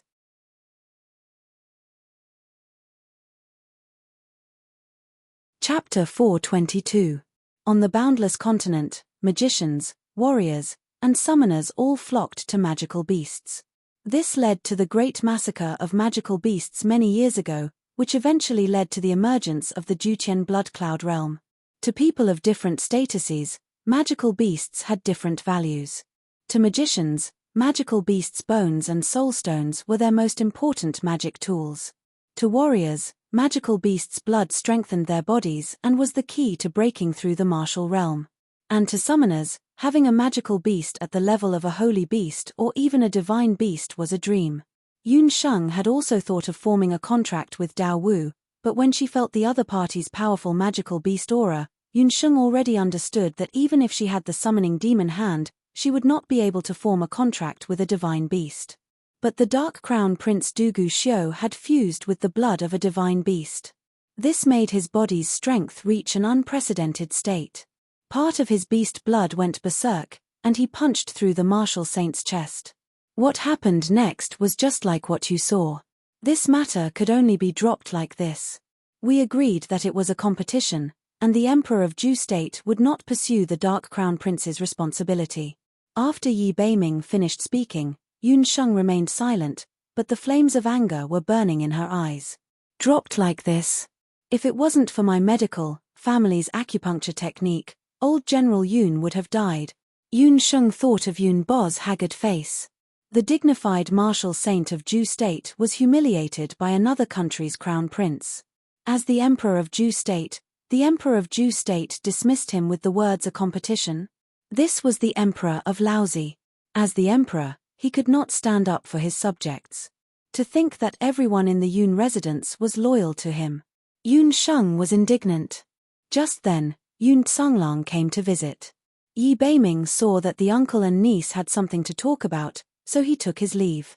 What happened in the imperial palace of Ju State seemed to have subsided, but in fact, a new undercurrent was surging. The core of the undercurrent was Yun Sheng, who inadvertently exposed her magical acupuncture skills. Later on in the Qin embassy, the Dark Prince Dugu Xiu changed his clothes under the help of a maid. Even though he was unable to directly kill Yun Bo, the Dark Crown Prince appeared to be in a rather joyous mood. Congratulations, Dark Prince. I didn't expect you to have fused with the blood of a divine beast. Xian Wuji had been trying to curry favor with Dugu Xiu ever since he came out of Ju State's palace. The Dark Crown Prince looked absent-minded and didn't take Xian Wuji's flattery to heart. Today's banquet was originally planned to secretly sow discord between later Qin and Ju State. Who would have thought that in the end, the banquet would end with the Dark Crown Prince seriously injuring Yunbo? Unfortunately, all his efforts were for naught in the end. That old fellow Yunbo was still not dead. Thinking of this, Xian Wuji felt so resentful that the roots of his teeth itched. He didn't understand medicine, but he knew that Yunbo's survival this time had a lot to do with that girl called Yunsheng. He more or less had some memories of that girl. Last time in the west of Ju State, it was that girl who ruined his plans. Dark Crown Prince, all our efforts were for naught this time. It's all that girl's fault. I don't know what kind of evil method she used to actually cure Yunbo. But don't worry, even if it's a cure, it's only temporary. The amniotic fluid poison of a demonic beast isn't something that can be cured by ordinary antidotes. This time, that girl almost lost her life in order to save Yunbo. She'll only be a disaster if we keep her alive. Why don't we find someone to kill her first? Xian Wuji still wanted to encourage the Dark Crown Prince, who knew that the Dark Crown Prince didn't feel happy after hearing his words. Instead, he became displeased. Just now in the Imperial Palace, Yunsheng vomited blood and her face was ashen. This made the Dark Crown Prince feel uneasy. He didn't understand where this feeling came from. Even if he wanted to torture that girl, he could only do it himself. The Dark Crown Prince recalled the nervous expressions of Lord Beiming of Ju State and Xia Wenshu of the Dharma Temple and felt even more uneasy. His face darkened. Xian Wuji's incessant chatter was especially annoying. Young City Lord, I think our cooperation ends here. I'll be leaving the Jade Capital in a few days. Young City Lord, please do as you wish. The Dark Crown Prince didn't have a good impression of someone like Xian Wuji. He more or less knew about the grudge between Xian Wuji and the Yun residents. The Dark Crown Prince never liked being used by others, so he didn't plan on being Xian Wuji's shield forever. Xian Wuji's expression changed when he heard this. The Bloody Hand Trench was massacred and he didn't have any capable guards by his side. Xian Wuji still remembered Yun Songlang's ruthless look when he looked at him in the Imperial Palace. After all, the Jade Capital was Yun Songlang's territory. If he didn't have the Dark Crown Prince's guards, he would definitely be attacked. Although he was the young city lord of Grand Emperor City, he couldn't be compared to the Crown Prince of a state. Ju State wouldn't help him. The Dark Crown Prince waved his hand and ordered people to chase Xian Wuji out. Xian Wuji was flustered and exasperated, but he didn't dare to offend the Dark Crown Prince. He could only pack his luggage and escape out of the city. Crown Prince, Miss Chen Lian requests an audience. Not long after Xian Wuji left, the embassy guard came to report. Chen Lian, you finally came to find me. The Dark Crown Prince had a mocking expression when he saw Chen Lian coming to find him. Please forgive me, Crown Prince. Lian won't dare to do it again. Please give me medicine. Chen Lian anxiously covered her face. Red marks appeared on her porcelain-like face. After her face was scratched by the water arrowfin fish's poison, the Dark Crown Prince ordered people to treat it for her. She was also cunning. She pretended to agree to be a spy for later Qin and let him send her back to Ju State unscathed. When she returned to Ju State, she immediately cut off contact with the Dark Crown Prince, who knew that the Dark Crown Prince was even more cunning and ruthless than her. This morning, Chen Lian discovered that her face was itchy. When she casually scratched it, a mark appeared. The more she scratched it, the more itchy it became. It made her feel like she was going to scratch her face and scratch her bones. The water arrow-fin fish's poison on your body has been cured. However, your face was inflicted with another type of poison. This poison is called the maggot GU. This type of GU is a type of small insect. It specializes in nibbling away at human skin. If you don't have this Crown Prince's antidote, it will slowly bite your skin and eventually break out of your body. First your face, then your body. In less than 3 months, Your beautiful face that made the crown prince of Ju state fall head over heels for will turn into a pile of bones. The dark crown prince's voice was low and carried a bit of magnetism. However, when it landed in Chen Lianer's ears, it was as bone-piercing as a cold wind. Her beautiful eyes widened in horror. She shrunk and didn't dare to disobey the dark crown prince. She couldn't imagine her body being covered in maggots and turning into a pile of bones.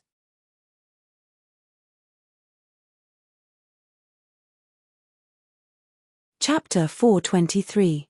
Crown Prince, Lianer won't dare to do it again. Please let Lianer go. No matter what you want Lianer to do, Lianer will agree. What Chen Lianer cared about the most was her face. She knelt on the ground and kept begging the dark crown prince. Get up. It's really a bummer for such a delicate beauty to end up like this.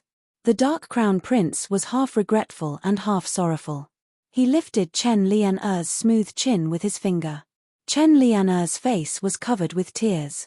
She looked so pitiful that it was enough to soften the hearts of most men in the world. It was a pity that the dark crown prince wasn't someone who had tender feelings for the fairer sex. His appearance was outstanding, and with his red hair as a contrast, it made him look even more noble and handsome. His movements seemed gentle, but the coldness in his eyes revealed everything. Chen Lianer was so frightened that her teeth chattered. How much do you know about Yun Sheng? The dark crown prince asked gently. Chen Lianer was puzzled. Crown prince, what do you mean? Tell me everything about her. The dark crown prince's voice was no longer cold. There was a greedy desire in his tone. If it was said that he had only been competing with Yun Sheng earlier, wanting to take revenge on her for her rudeness to him, then he would not have been able to do so. However, after witnessing her actions today, the dark crown prince was even more determined to obtain her. He still remembered that when she was faced with blood, her pure white face was indifferent. At that moment, the aura emitted from her body was so beautiful that it was suffocating. She was clearly an incomparably black-bellied person, but at that moment, there was a kind of holy light. These two completely different temperaments appeared on the same person. Just thinking about it made the dark crown prince's mind sway and he couldn't control himself. Right now, even though Yun Sheng was still young, in time, she would definitely grow into a beauty that would cause people's hearts to palpitate. Unparalleled medical skills, a calm mind, and a mysterious summoning technique. Only such a woman was worthy of him, Dugu Xiu. Chen Lianer saw the naked desire in the dark crown prince's eyes. That kind of desire wasn't just a man's desire for a woman. It was similar to a beast's desire for a mate. Chen Lianer's heart surged with intense jealousy that bordered on hatred.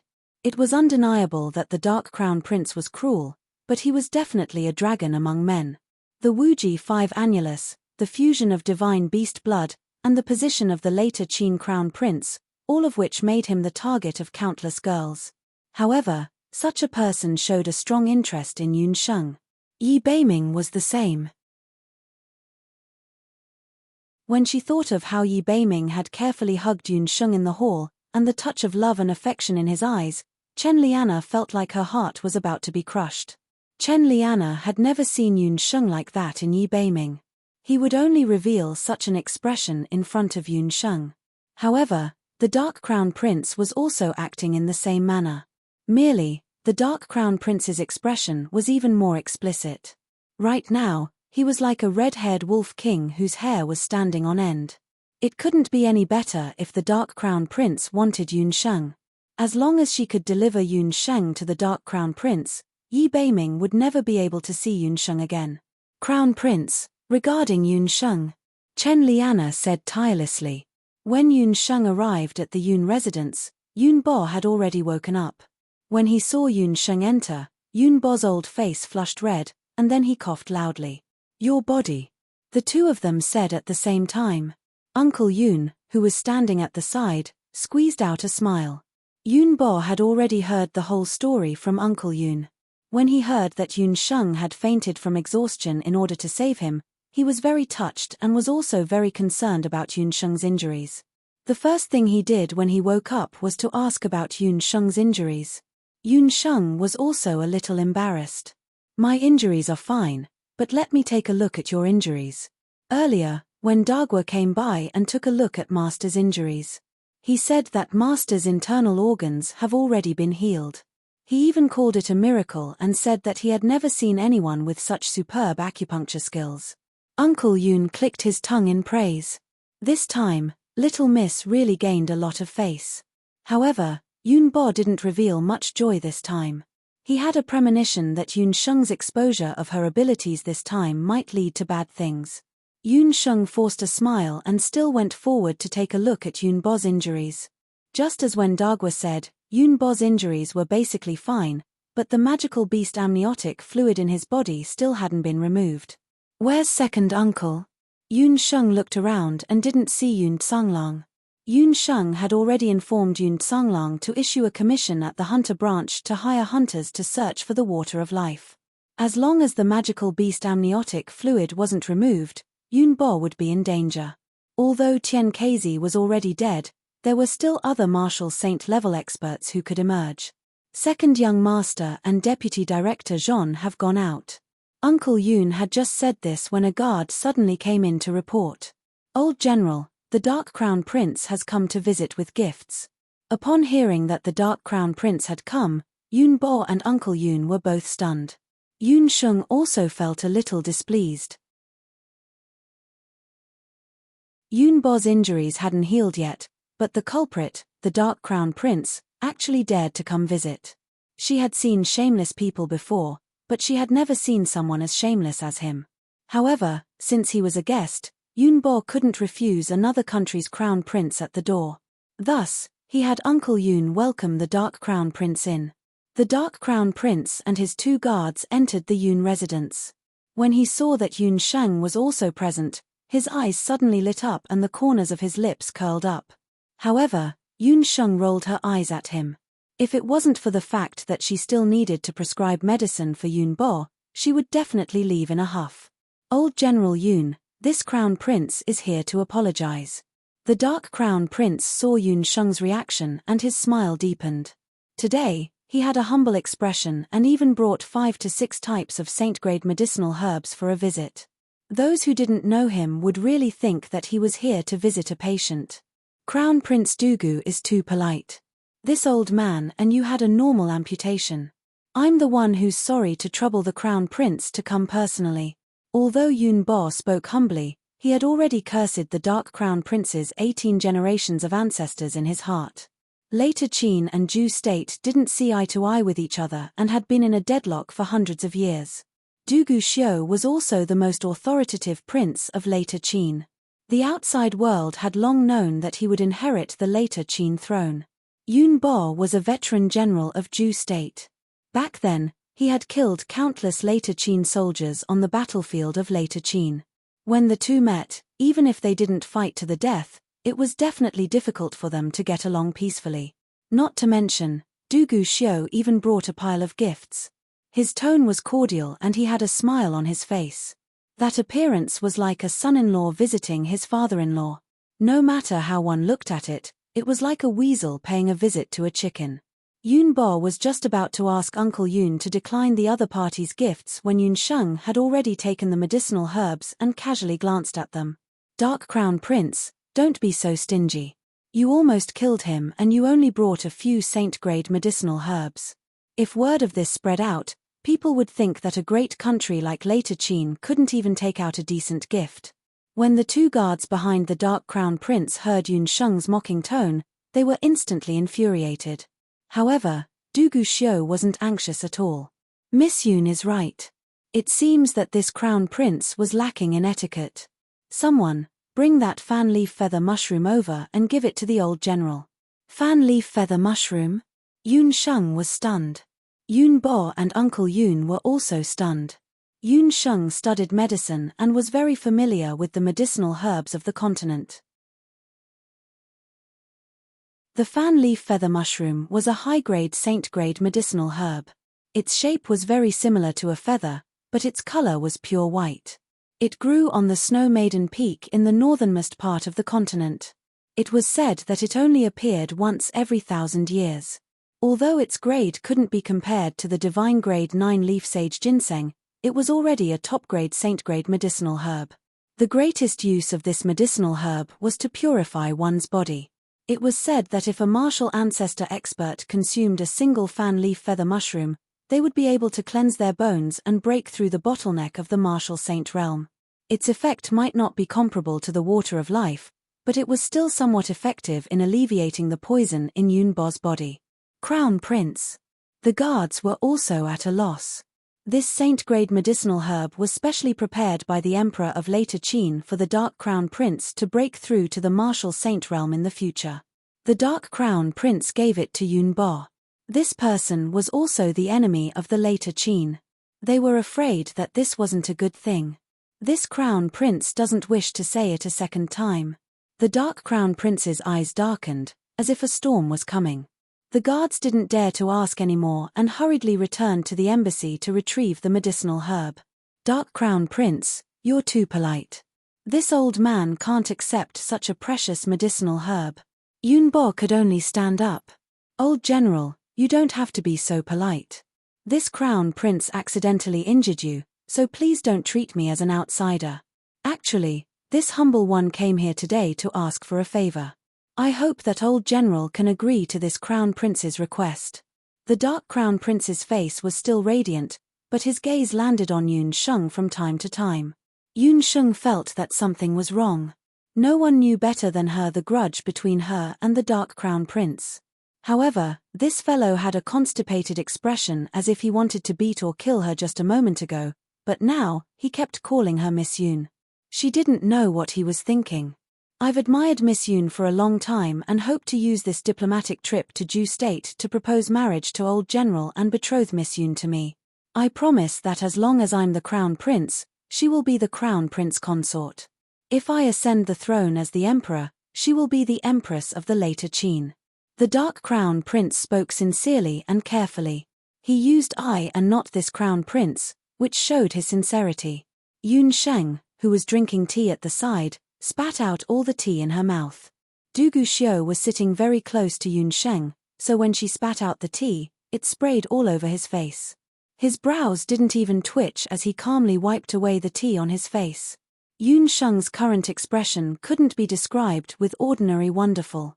Marriage proposal. Du Guxiu actually came to propose marriage.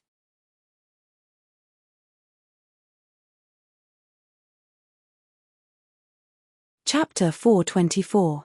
How could he be so shameless? How old was he, and how old was she? Although Yunsheng's 2 lifetimes added together would make her almost 30 years old, right now, she had the appearance of a lowly but the heart of an older sister. Du Guxiu was at least 17 or 18 years old this year. This was a classic case of an old cow nibbling on young grass. Yun Bo also looked like he was struck by lightning. He muttered in his heart, "How old is this little lass? Isn't this marriage a little too early?" Putting aside the fact that the relationship between later Qin and Ju State was like fire and water, his relationship with his own granddaughter had yet to be reconciled. This Du Guxiu's brain must have been kicked by a demonic beast and suffered brain damage. Compared to the grandfather and granddaughter pair who were struck by lightning and couldn't tell the difference between north and south, Uncle Yun's reaction was much faster. "Your Highness, you must be joking, right? Our family's young miss is still young. Moreover, as the Crown Prince of later Qin, you should already have a wife and children, right?" Uncle Yun's words made Yun Sheng's mouth twitch fiercely again. In the boundless world, people got married early. Normally, men would already have concubines by the age of 13 or 14. Even if that didn't work, they would still have servant girls to sleep with. With the Dark Crown Prince's body, it was obvious that he was a classic animal who thought with his lower body. If he was more diligent, the Dark Crown Prince's residence would have already raised a football team. For some reason, Yun Sheng thought of Yi Beiming. Speaking of which, the night fox was already in his teens. Then, was he? Thinking of this, Yun Sheng felt a burst of unhappiness in her heart. When the Dark Crown Prince saw a flash of unhappiness on Yun Sheng's pretty face, he thought that she was concerned about the women in his harem. To be honest, the Dark Crown Prince really had a lot of beauties in his harem. Later Qin was a valiant country to begin with. Men advocated early marriage and having more wives. This way, they could choose the most outstanding successor among the many children. The Dark Crown Prince's father had several hundred concubines and he had over 100 children. Normal women indeed didn't like this style. The Dark Prince's eyes narrowed as he glanced at Yun Sheng. Miss Yun isn't young anymore. Women can get married when they're 12 years old. This consort can wait another 3 years until she turns 12 before we officially get married. As for this consort's harem, there are already 3 secondary consorts, for noble ladies, and 2 children. However, the position of main consort has always been empty. What he meant was that he was willing to treat her as his wife. When Du Guxiu said this, even Yun Bo couldn't help but be moved. Du Guxiu was the crown prince of a country, and he was also the powerful crown prince of later Qin. It was already very shocking that he could make such a promise to an ordinary woman from an enemy country. However, Yun Bo coughed. Crown Prince Dugu, you should have heard that Yun Sheng didn't grow up in the Yun residence. Her marriage should be decided by herself. Du Guxiu had a face full of confidence as he looked at Yun Sheng. He had originally thought that Yun Sheng would definitely be moved by his words. It wasn't that Du Guxiu was conceited, but he did have the capital to back up his confidence. As the crown prince of later Qin, he was the most promising successor to the throne in later Qin. He held great power and wasn't like Yi Balian, who was just a flower crown prince. What was even more commendable was that he was one of the Wuji 5 Jade Annulus. His strength was outstanding, and his appearance was handsome and imposing. The number of women in later Qin who yearned for him day and night was enough to circle the later Qin capital a few times. When these conditions were added together, he would be considered a golden bachelor in the modern era. Even in the Wuji continent, he would be unparalleled. The Dark Prince couldn't think of any reason why Yun Sheng would reject him. Who knew that Yun Sheng would snort softly when she heard that? I don't agree to this marriage. The Dark Prince's face flushed red as if he had drunk a large mouthful of strong alcohol. All sorts of feelings welled up in his heart. He suddenly stood up. If Yun Bo wasn't present, he would probably have attacked Yun Sheng without a second word. This damned woman. She actually dared to reject his proposal. Why? The Dark Prince asked through gritted teeth. His red hair was like a ball of fiery clouds. Firstly, I don't have any feelings for you. Secondly, the husband I marry in the future must be like my parents, a couple for the rest of our lives.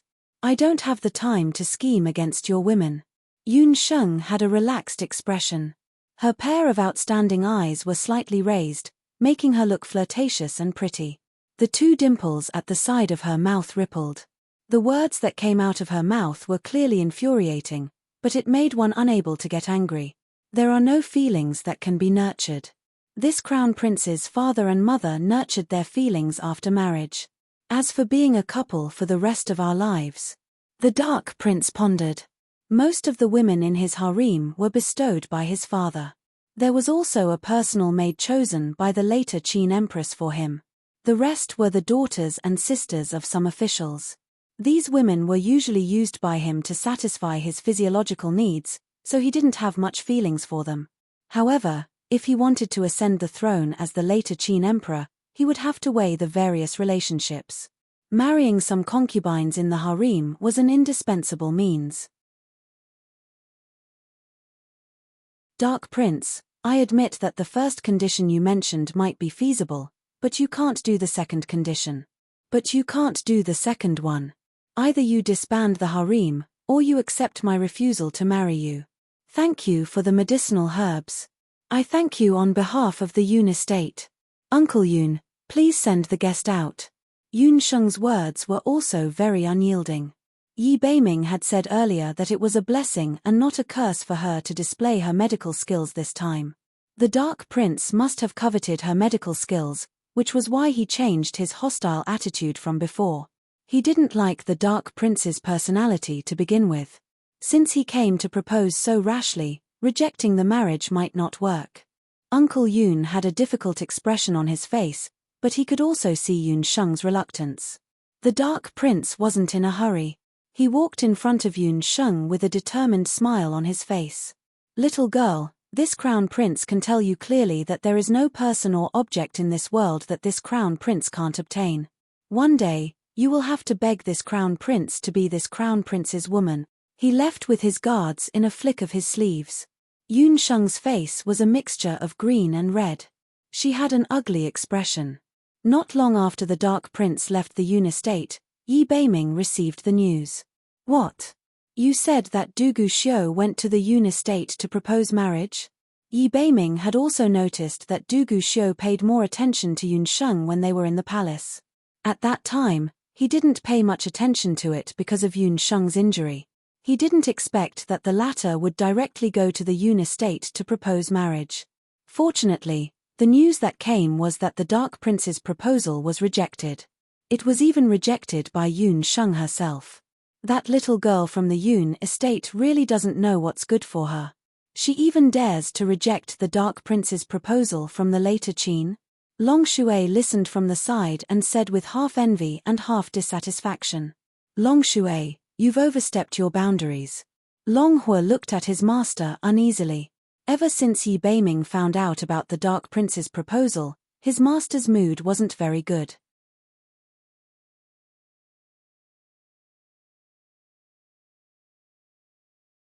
Chapter 425. When Yi Beiming was in a bad mood, he would not lose his temper like ordinary people. Due to living in the cold palace all year round during his childhood, when he was in a bad mood, he would choose not to say a word. Long Hua had followed Yi Beiming for a long time. He could feel that his master was in a bad mood right now. All of you, leave. Yi Beiming was distraught as he ordered his subordinates to leave. Dugu Xiu. Yi Beiming's grey eyes were dyed with a red light. Without any hesitation, he immediately arrived at Wushuan Limitless Hall. In the medicine hall, Yun Sheng was frowning as she looked at the remaining amniotic fluid poison that she had seized from Yun Tsangxue. She was deep in thought with a frown. From the looks of it, she was not affected by Dugu Xiu's proposal at all. Hearing the sound of footsteps, Yun Sheng did not even raise her head. She was very familiar with Yi Beiming's footsteps. Just by listening to his breathing, she knew that he had arrived. Dugu Xiu went to the Yun residence to propose. Yi Beiming was originally agitated, but when he saw Yun Sheng, he could not help but calm down a lot. Yun Sheng's appearance when she was completely focused was very beautiful. She was not like ordinary women who liked to use rouge and face powder. Her neck was very slender, and a few strands of black hair fell down her cheeks into her clothes. Her slender fingers flipped through the medicine encyclopedia. Hearing Yi Beiming's question, Yun Sheng said casually, "Yes." "You rejected him?" Yi Beiming subconsciously went to Yun Sheng's side. She had a very nice smell on her that made people's noses itch unconsciously. "Yes." Yun Sheng did not pay attention to Yi Beiming's words at all. She had already looked through more than half of the medicine encyclopedia, and all the information showed that there was only one way to completely remove the amniotic fluid poison of the magical beasts, and that was to find the elves' most precious treasure, the water of life. "If this prince were to propose to you, would you agree?" Yi Beiming had unknowingly moved closer to Yun Sheng. "Yen," Yun Sheng replied out of habit. By the time she came back to her senses, Yi Beiming was already smiling happily. Wait, what did she just say? She seemed to have promised Night Fox something. Then it's settled. This prince will go to the palace tomorrow and ask Imperial Father for the marriage. Yi Beiming smiled brilliantly. Yun Sheng blushed immediately. Night Fox. You set me up. She had not heard what he had said. Yun Sheng admitted that compared to the Dark Prince, Yi Beiming was just a little bit better. However, the two of them were essentially the same. This was obvious just by looking at Chen Liana's infatuated expression towards Yi Beiming. Both of them were members of the imperial family and would have wives and concubines in the future. At most, the Dark Prince would have more concubines in his harem, while Yi Beiming would have fewer. There was essentially no difference. Little wild cat, it's either me or Dugu Xiu. You can only choose one of the two. Yi Beiming stretched out his long arm and calmly hugged Yun Sheng in his arms. He rubbed the tip of his nose against Yun Sheng's neck. Yun Sheng had goosebumps all over her neck. She was about to raise her hand to slap the other party, but Yi Beiming reacted faster and wrapped her hand in his. The moment he said this, Yun Sheng was stunned. She did not understand what he meant. What did he have to do with Du Guxiu? It was also at this moment that Yi Beiming had already hugged her petite body in his arms and said patiently, "Do you think that Du Guxiu will take this lying down? What kind of person is he?" The later Qin crown prince has always been arrogant since young. He won't give up even if he doesn't propose. If this prince didn't guess wrongly, he will enter the palace tomorrow to propose. Yun Sheng rejected the marriage, but this did not mean that Du Guxiu would give up. In Zhou state, most marriages were decided through a few channels. The marriages of commoners were mostly decided by their parents and matchmakers. However, for the children of aristocratic families, there was still the order of the emperor. Yun Sheng's rejection of Du Guxiu was actually a theory she brought from the modern world. In the ears of most people in the boundless land, it sounded extremely ridiculous. You mean that if the emperor of Zhou state grants a marriage, I have to marry? I have to marry him? Yun Sheng's face was blank. If the emperor wants his subject to die, the subject has no choice but to die. Similarly, if the emperor wants his concubine to marry, the concubine has no choice but to marry. Although you have not acknowledged your ancestors, you are still a member of the Yun residence. If you reject the marriage, the emperor of Zhou state can use the crime of disobedience to interrogate the entire Yun residence. Yi Beiming continued, Du Guxiu will not give up and will definitely ask for a marriage in the name of good relations between the two countries. With Yi Chengtian's personality, he will definitely not reject. This way, you will have to marry even if you don't want to. When Yun Sheng heard this, her heart sank. She had forgotten that this was not the modern world where everything was based on laws. In the boundless land, there was power and the emperor's orders. She was no longer alone. She had the blood of the Yun residents, the Heaven Expedition Hunting Corps, and the Enchanting on her body. These relationships intertwined layer by layer like a spider web. If one part was moved, it would affect the rest. Seeing the small wrinkles between Yun Sheng's brows, Yi Beiming's heart ached. His slender fingers rubbed between her brows. Feeling the coolness of the other party's skin, Yun Sheng raised her eyes. She looked at Yi Beiming and her heart moved. She suddenly understood why Yi Beiming proposed earlier. There was only one way to stop Du Guxiu's proposal, and that was to get engaged before Du Guxiu did. If there was an engagement, even someone as powerful as Du Guxiu would be helpless. Not to mention, the other party was Yi Beiming, who was also a prince. Even if Yi Beiming was not favored, he was still a prince of Zhou state. Du Guxiu would not be able to do anything about his fiancée. His brows slowly relaxed. Yi Beiming saw Yun Sheng's clear eyes. He knew that someone as smart as her had already understood his intentions. Ahem, Yi Beiming, are you really willing to help me? Yun Sheng saw her face reflected in Yi Beiming's grey eyes. Her heart rippled slightly. There was a subtle feeling that quietly sprouted. This was not an ordinary matter. It was related to Yi Beiming's marriage. Of course I am willing. Who asked me to be your retainer? Yi Beiming looked at Yun Sheng lovingly. He said in his heart, this prince is willing to take you as his wife. We will be together for the rest of our lives. Well, there is no time to lose. Go to the imperial palace and propose immediately. Yun Sheng's eyes lit up. She did not notice. Now. This time it was Yi Beiming's turn to be in a daze. Yes, immediately. Otherwise, Du Guxiu will beat me to it. Rather than being engaged to him, I would rather be engaged to you. The sooner, the better. Yun Sheng did not know what Du Guxiu, that crazy man, would do. In order to avoid any more trouble, she desperately urged Yi Beiming to go to the imperial palace and propose. When she happily agreed, a strange expression appeared on Yi Beiming's face. Yi Beiming smiled as if his scheme had succeeded.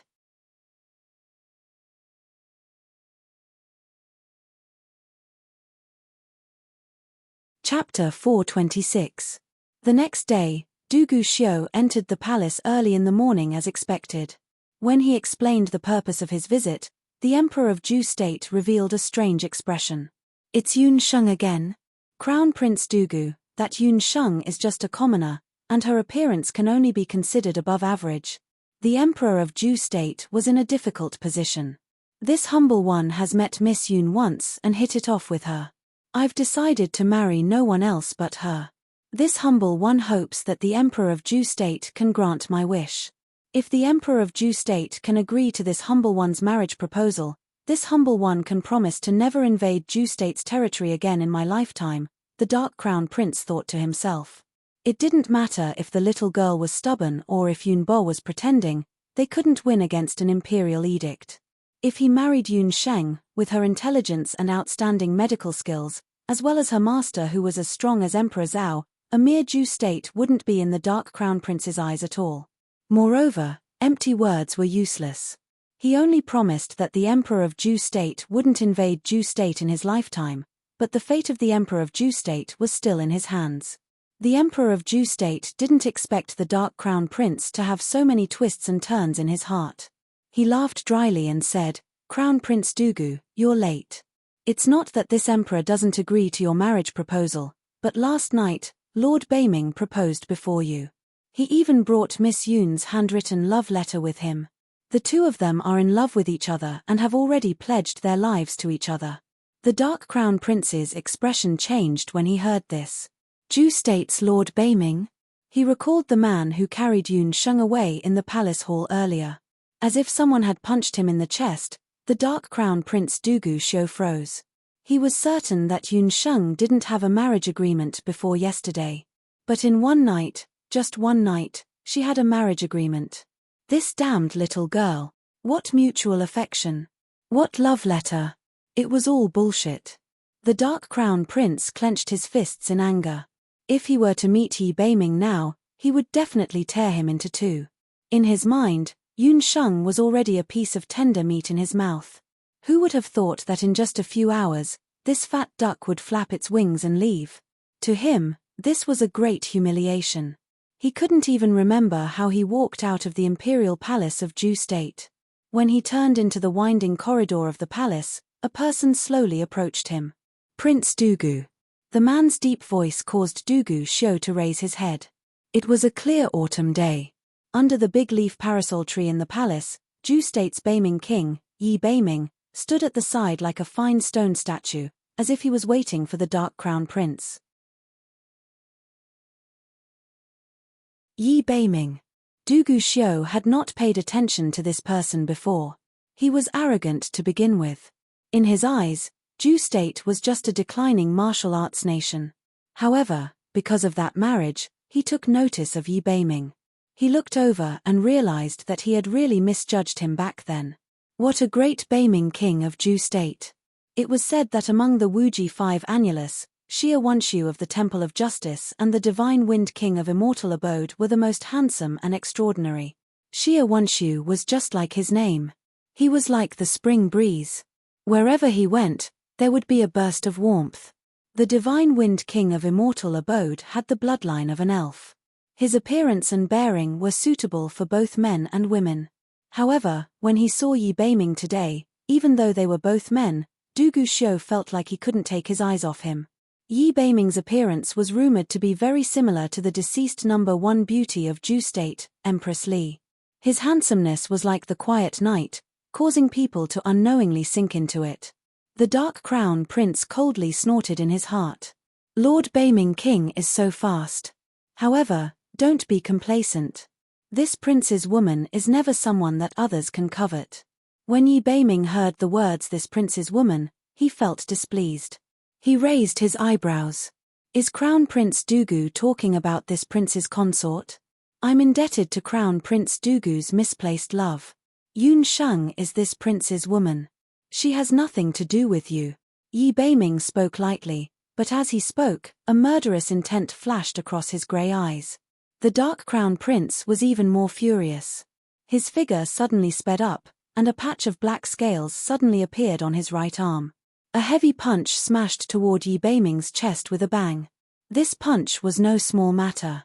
That day at the banquet, it was also a punch like this. The wind from the punch was like a flood dragon coming out of its cave. It was like a rainbow piercing through the sun. Under this attack, The surrounding air seemed to be torn apart, creating waves of ripples. It was also this punch that caused Yunbo to suffer a hidden loss. A loud bang was heard. That muffled sound could be heard from several kilometers away.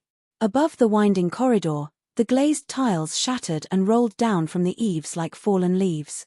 The guards beside the two felt a sharp pain in their hearts, as if someone had stabbed them in the chest. When they looked at Yi Beiming and Du Guxiu again, their shoulders had already collided. From afar, the two figures merged together, and their faces seemed to be covered by a layer of ice. It was impossible to tell who was the one who was attacked and who was the one who initiated the attack. On the Dark Crown Prince's right hand, black demonic beast scales spread out one by one. His fist directly smashed into Yi Beiming's chest. Fighting aura emitted from his fist, but his fist didn't advance any further.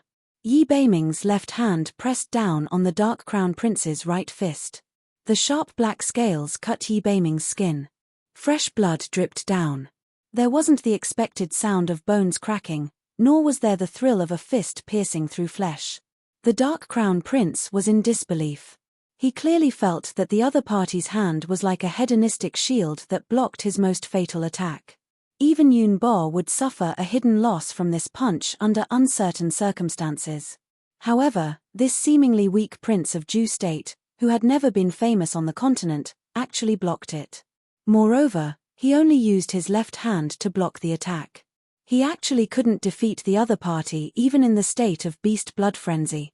A chill quickly extinguished the pride that Du Guxiu had accumulated for nearly 17 years. The black blood Qilin isn't omnipotent. Du Guxiu, remember, Yun Sheng is Yi Beiming's woman.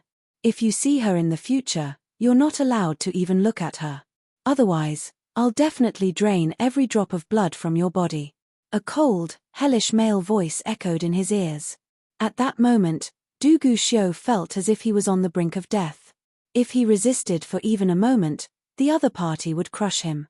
Yi Beiming let go of his hand. He calmly wiped the blood off his left hand and walked over as if nothing had happened. The Dark Crown Prince stood in the corridor for a while. The encounter just now wasn't a coincidence. Yi Beiming was warning him. It was because of this warning that they met by chance. Yi Beiming, where exactly did you come from? Du Guxiu's expression was gloomy. He glanced at the mess on the ground, and only Yi Beiming's words echoed in his mind. Yi Beiming took a few steps in the corridor of the palace. When he reached the vicinity of the cold palace, he waved his hand and the two guards tactfully retreated.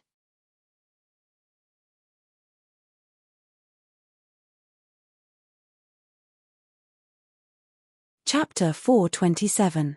Today was the 14th of the 8th lunar month, the anniversary of Empress Li's death. Every year on this day, Dark North King would come to pay respects to Empress Li. After the guards left, Yi Beiming frowned. He suddenly leaned against a pillar and unbuttoned his left sleeve. Under the long robe, what was revealed was not Yi Beiming's arm, but an arm covered in scales. It wasn't just his left arm. His entire shoulder was covered in scales. The scales looked even more similar to Du Guxiu's, except that his scales were golden. Yi Beiming secretly adjusted his breathing. The scales on his back also gradually disappeared. About 15 minutes later, his body returned to its original smoothness, looking no different from before. Recently, the frequency of berserk transformation seems to be getting more and more unstable. Yi Beiming pulled up his clothes. Other than his mother, no one else knew about this secret. The night gradually darkened. Yi Beiming took out a marriage contract from his chest. On it was the imperial seal of Ju state. The cold palace was silent. Yi Beiming looked towards the palace where Empress Li used to live. Mother, your son has already found the woman he likes. Your son has promised her that he will be with her for the rest of his life. Mother, will you protect your son? A gust of wind suddenly blew in the desolate cold palace. The plain white curtains flew up, looking especially eerie at night. Achoo! Yun Sheng sneezed. Sheng, you've lost weight recently. This is second uncle's personal matter. You don't have to ask. Yun Tsanglang looked at his niece with a worried expression. Recently, Yun Sheng's small face had become even smaller than before. It looked like it could be covered with a palm. Second uncle, Xian Wuji has plotted against us time and time again. He's so cunning. How can you win against him alone? My crown prince failed to propose and left Yujing City. Yun Sheng sent people to keep an eye on his whereabouts and found that Xian Wuji didn't travel with him. The Bloodhand Tycoon had been destroyed and Xian Wuji had lost his protection. He was also not traveling with the Dark Prince. Now was the best time to kill him. Yun Songlong had wanted to kill Xian Wuji for a long time, but he could not do anything about Grand Emperor City. Now that he had recovered his strength and Xian Wuji had harmed the residents of Yun several times, Yun Songlong swore to kill Xian Wuji. However, Xian Wuji was also very cunning. He knew that he was in Ju State and was in danger. Once he left the Jade Capital, he lost track of his whereabouts. Even Yun Songlong couldn't find any clues about him. Second uncle, Xian Wuji is in the dark while you are in the light. If he contacts the people from Grand Emperor City, you won't have a chance. Although Yun Songlong was skilled in martial arts and had rich battle experience, he was still inferior to Yun Sheng in some aspects. Yun Songlong could not stop Yun Sheng, so he could only agree to go with her to find Xian Wuji. Southern Cliff Town in the southern border of Ju State. A middle-aged man in ordinary clothes walked into an inn. He had a sickly look on his long face. His facial features were very ordinary and he looked a little nervous. "Waiter, get a room and prepare some food for me." The middle-aged man looked at the inn. It was a very inconspicuous inn. It was very simple and crude. Usually, he would not even bother to stay in a place like this. But now, he had no choice. "Sir, please wait a moment." When the waiter saw the guest, he hurriedly went forward to greet him. He was not in a hurry to get a room. He took out a painting and looked at the man. The man quietly looked at the painting. When he saw the person in the painting clearly, a trace of imperceptible panic flashed across his eyes. He pretended to be nonchalant and asked, "Brother waiter, is this a warrant for arrest? What kind of heinous crime did the people above commit?" "Sir, this is a hunting warrant." A hunting warrant is similar to a warrant for arrest. However, a hunting warrant is issued by the Hunters Association while a warrant for arrest is issued by the government. The two have similar effects. The waiter made a comparison and did not pay much attention to it. He casually put it aside. A hunting warrant. When the sickly middle-aged man heard that, he knew something was wrong.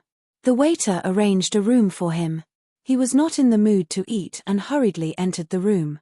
When he walked past the inn, he heard a few drunk men say, "TSK, TSK, did you see that? The Jade Capital Hunters Association has issued a hunting warrant. They said that an elder of the association has issued a reward of 100,000 gold coins to capture the fugitive of the Bloody Hand Trench." The Bloody Hand Trench was notorious on the mainland. They had long been in conflict with the Hunters Association. The hunting warrant stated that this fugitive of the Bloody Hand Trench named Xian Wuji was responsible for more than 100 lives. All over the country, wherever there were hunters, such hunting orders would be issued.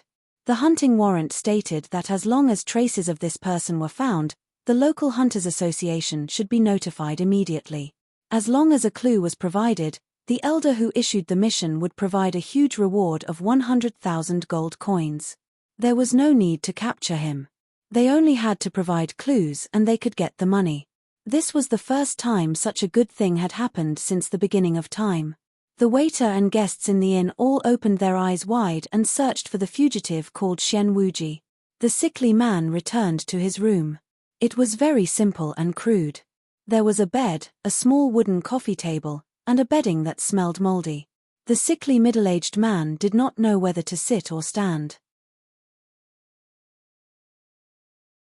He took off the human skin mask on his face and revealed his original appearance. Because he had not seen the sun for a long time, the man's face was somewhat pale. His gloomy inverted triangular eyes were filled with resentment. This person was Xian Wuji, who had disappeared from Ju State for a long time.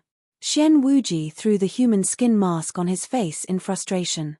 He slammed the table heavily, causing the teapot and teacups on the table to vibrate. After Xian Wuji broke up with the Dark Crown Prince, he became a street rat. He knew that things were bad when Yun Bo was not dead and Yun Tsangxue was chased out of the Yun residence. He also knew that he was in Ju State, which was the Yun residence's territory. Leaving Ju State as soon as possible was the only way for him to escape. He hid from place to place and bought his way through. Finally, he reached the southern border of Ju State. Yun Tsanglang, don't think that you can catch me with this method. Humph, once I leave Ju State and enter Tang Yuan's territory, you won't be able to do anything to me even if you have 1,000 methods. When I return to Grand Emperor City, I will definitely ask my father to kill everyone in the Yun residence. Xian Wuji was furious. He had never lived such a life in his life. Along the way, he could not sleep at night. He could only stay in the most run-down inn, afraid that the Yun residence's spies would discover him. When he finally reached the border of Ju State, he did not expect Yun Tsanglang to use the soldier hunting order. Not daring to expose his whereabouts, Xian Wuji could only hide in his room. He did not notice that the moment he entered the room, a bat perched on the roof beam quietly flew out.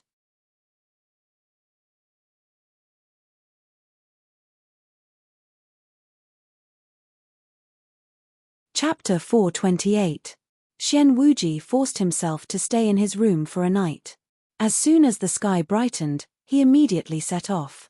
He planned to cross Ju State's border and enter Tangyuan City today. The border between Tangyuan and Ju State is just ahead. I failed this time, but at least that old man Yu Bo has been poisoned. As long as I return to Grand Emperor City and find someone to assassinate him, I'll definitely cause chaos in the Yun residence. Xian Wuji walked for half a day. He was nearing the border between Tangyuan and Ju State. If he continued forward, he would reach Tongyuan's border city. He crossed a mountain and looked ahead. Suddenly, his body stiffened. There was a cemetery in front of him. Where is this? Xian Wuji frowned. He vaguely remembered this place. This was the place where Ju State, Tangyuan, and later Qin had fought. It was also where Southern Cliff Town used to be.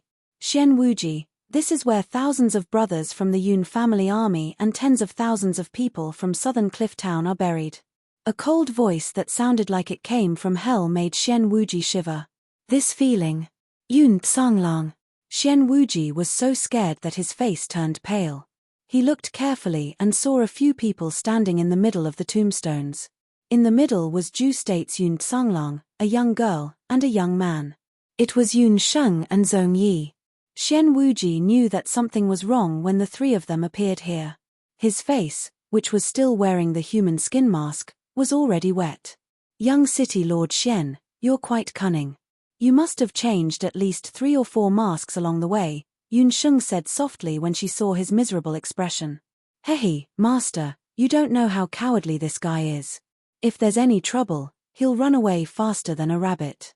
Unfortunately, no matter how fast he is, he can't be faster than my babies, Zhong Yi teased. A few bats immediately circled around him. It turned out that Zhong Yi had received Yun Sheng's orders when Xian Wuji was still in Grand Emperor City to keep an eye on him. Xian Wuji had fled all the way from the jade capital of Ju State to the southern cliff town. His whereabouts had never escaped the grasp of the Zhong family. Seeing the three of them appear together, Xian Wuji knew that something bad had happened. Even now, he still did not forget his identity as the young city lord of Grand Emperor City. Yun Tsanglang, what do you dare to do to me? If you hurt me, Imperial Grand Emperor absolutely won't let you off. TSK, what a useless piece of trash. Other than your Emperor Zhao level old man, what else can you do? The Zhong personality mocked. Xian Wuji's father was a powerful figure, but it was a pity that he gave birth to such a son. Second uncle, we've found him. You can decide how to deal with him. Yun Sheng glanced at her second uncle. Sheng this is between me and him.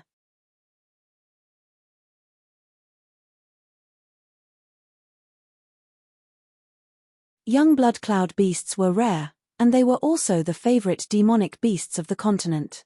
As long as they were properly raised, blood cloud beasts were much stronger than demonic beasts of the same rank. Grand Emperor City must have spent a lot of money to find a earthblood crocodile. The appearance of the Earthblood Cloud crocodile caused Yun Tsunglang's expression to change slightly.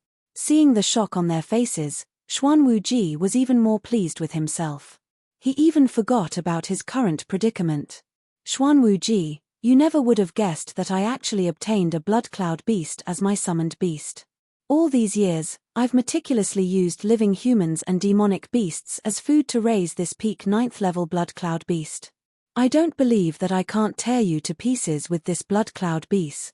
Yun Sheng and Zhong Yi were filled with righteous indignation. What a deranged Xuanwuji! He actually used living humans as food for demonic beast. Not everyone had a heaven-defying divine artifact like the exquisite Beast Pagoda. Even if the magicians on the continent had a magical dimension, they still needed to feed demonic beasts. But most of the summoners were only fed some ordinary magical beast meat. Xuanwuji actually used living humans to feed the Earthblood crocodile. If news of this were to spread, Grand Emperor City would definitely be criticized by the outside world. Xuanwuji, you're truly inhumane. Unfortunately, I'm no longer the Yun Tsunglang of many years ago. Yun Tsunglang's strong body trembled, his throat moving as he shouted.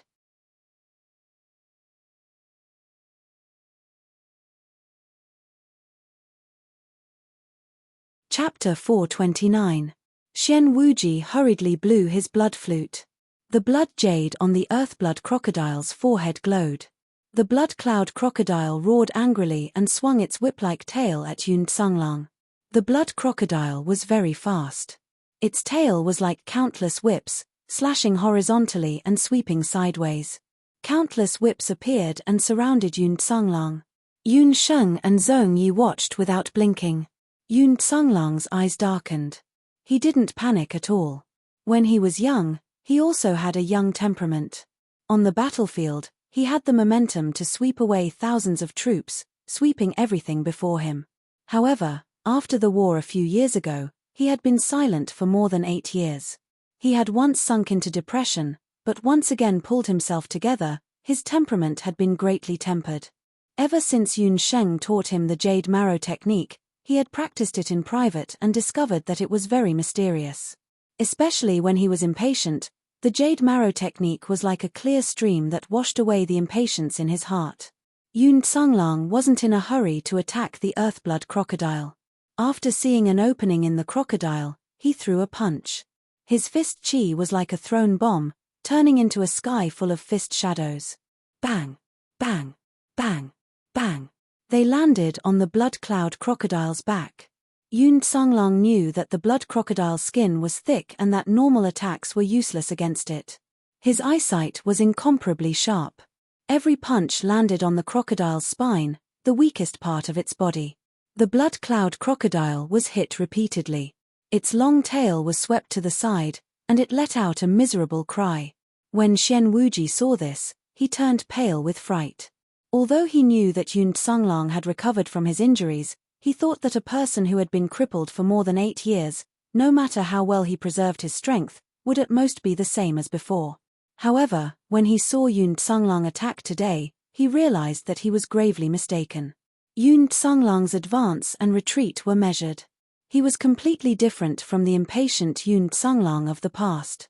If this continued, even the blood cloud crocodile wouldn't be his match. Xian Wuji's heart sank. The hand holding the flute immediately changed. His thumb and index finger lightly pressed on the 2 holes on the flute. The sound of the flute became much deeper. Unlike Yuan Bupo's Di Hong song, which was like the sounds of nature, Xian Wuji's Di Hong song had a strange style. It carried a faint whining sound that made one's ears uncomfortable. The Di Hong song was divided into 9 chapters. The Shenyuan and Shenyuan families each occupied the first 6 chapters. The remaining 9 chapters could only be learned by the future city lord of Di Hong City. As the young city lord of Di Hong City, Xian Wuji had naturally learned the first 6 chapters of Di Hong song. However, his talent was average. Although he had learned the first 6 chapters, he was still unable to comprehend the essence of the 5th and 6th chapters. Today, he was playing the 4th chapter of Di Hong Song, Ghost Corpse Transformation. The ghost corpse transformation could stimulate the evil thoughts in the hearts of humans and magical beasts, causing them to become violent and restless, greatly increasing their attack power. However, under the effect of the flute, the earthly blood crocodile, which had been beaten to a pulp, was covered with a layer of red light again. The earthly blood crocodile's eyes were filled with murderous intent. Its limbs became thicker in an instant. Countless sharp spikes grew out of its tail. Its speed was also much faster. It actually dodged all of Yun Tsunglang's attacks. Even worse, under the effect of the ghost corpse transformation, the earthly blood crocodile spat out a blood blade from its mouth. Yun Tsunglang's eyes narrowed. He condensed a pair of battle aura wings behind his back. He leaped lightly and dodged the blood blade. The blood blade brushed past Yun Tsunglang's shoulder, leaving a bloody wound. Second uncle, attack the blood jade on the earthly blood crocodile's forehead. Yun Sheng's eyes were sharp. She noticed that the blood jade on the earthly blood crocodile's forehead was as red as a hot iron when the ghost corpse transformation was played. Yun Sheng couldn't help but recall the magical beast belt she'd obtained from the leader of the Phantom Beast Corps. It seemed that the blood jade on the earthly blood crocodile's forehead had the same effect as the blood jade on the summoning belt. As a summoner, Yun Sheng was certain that Xian Wuji didn't have the ability to contract the blood cloud beast with his true strength. Therefore, it could only be said that Grand Emperor had used some special method to allow Xian Wuji to control the blood cloud beast. With Yun Sheng's reminder, Yun Tsunglang also noticed the blood jade on the earthly blood crocodile's forehead. After hearing Yun Sheng's words, Xian Wuji's expression changed greatly. He stared at the blood jade with a face full of apprehension. Yun Tsunglang snorted inwardly when he saw the change in Xian Wuji's expression. He circulated the jade marrow art. His battle aura and the jade marrow art merged together. Yun Tsunglang's battle aura wings flapped. With a whoosh sound, he had already turned into a shadow that was galloping away. With a crack, Yun Tsunglang shattered the blood jade on the earthly blood crocodile's forehead. When the blood jade shattered, Xian Wuji's expression changed drastically. The flute in his hand also broke into two. Second uncle, beautiful. I want that beast. Teach it a lesson. I want it alive. Yun Sheng couldn't help but cheer. When Yun Tsunglang heard Yun Sheng's words, the corner of his mouth twitched. When the blood jade shattered, the earthly blood crocodile was already in a daze. Yun Tsunglang ignored the sharp barbs on the earthly blood crocodile's tail and picked up the 100-pound earthly blood crocodile. He was at the peak of the martial arts grandmaster realm. With his cultivation, lifting a 10,000-pound boulder was a piece of cake. This 100-pound earthly blood crocodile was like a piece of grass in his hands. Bang! Bang! Bang! Several consecutive bangs were heard. Yun Sheng and Zhong Yi's eyebrows twitched involuntarily. The vicious beast, which had eaten countless people, was being flung to the left and right by Yun Tsunglang. It was thrown dozens of times in a row, and the impact was enough to make it dizzy. If Yun Sheng hadn't said that she wanted to keep it alive, Yun Tsunglang would have turned it from a blood crocodile into crocodile meat paste. Xian Wuji was scared half to death by this scene. He even forgot to run away. Yun Tsunglang held Xian Wuji in one hand and the blood crocodile in the other. The blood crocodile had already fainted, but Yun Tsunglang had a sense of propriety. He held back a breath and threw it in front of Yun Sheng. Zhong Yi looked at the blood crocodile, who was foaming at the mouth, and pursed his lips. Master, you're not thinking of keeping it, are you? This thing is so ugly. You can't take it out. Yun Sheng thought to herself, Zhong Yi, what's wrong with your eyes? Do you think that your ugly dragon-clawed bat is better looking than this blood cloud beast? Besides, the blood cloud beast had a good bloodline. Xian Wuji obviously hadn't unlocked its true potential. If Yun Sheng placed it in the exquisite beast pagoda to recuperate for a while, this peak 9th rank blood cloud beast would be comparable to the dragon-clawed bat king. Zhong Yi, who said I wanted to contract it? I prepared this thing for someone else. Yun Sheng smiled. She nimbly controlled the blood cloud beast with her magic space. Yun Sheng hadn't even told the truth. It didn't matter if it was ugly or not. The key was that it had to be strong. Who was Yun Sheng? She didn't even want a peak 9th rank Blood Cloud beast to take up her summoned beast's spot.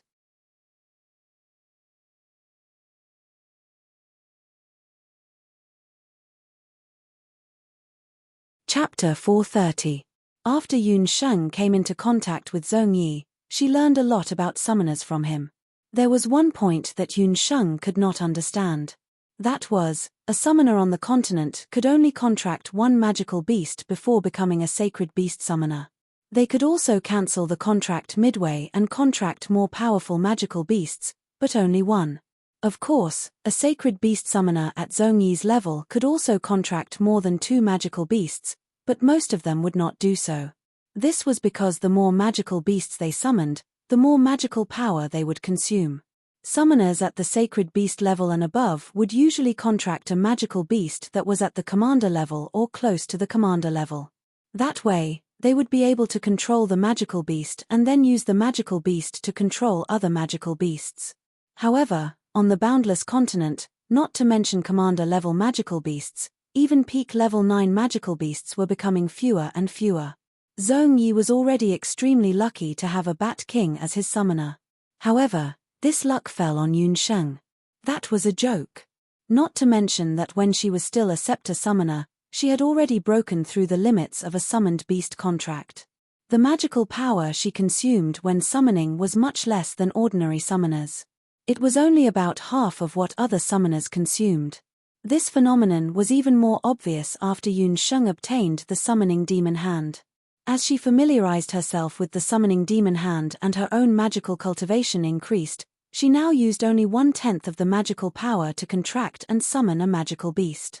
In the past, Yun Sheng might have coveted a Blood Cloud beast at the peak of the 9th level. However, ever since she had seen the divine beast Swanni, she no longer had any interest in these magical beasts that were not even at the peak of the 9th level. However, Yun Sheng's lack of interest did not mean that the people around her were not interested. After Yun Sheng saw the Phantom Beast core, she already had a new idea. Even if they were not summoners, they could still use magical beasts. She wanted to give the hunters of the Heaven Expedition Hunting Corps a makeover and let them have magical beasts that they could control. This way, under the same conditions, the Heaven Expedition Hunting Corps fighting and defensive capabilities would greatly increase. This Blood Cloud crocodile was something that Yun Sheng had found for her second uncle. However, before this matter was completely put into practice, Yun Sheng didn't intend to tell anyone about it. Seeing that Yun Tsanglang and the others had easily taken down the Blood Cloud beast, Xuan Wuji knew that he was doomed. Yun Tsanglang, you can't kill me. Grand Imperial City will not let you off. Xian Wuji is still stubborn, he still wants to threaten Xian Wuji. Second uncle, don't listen to him.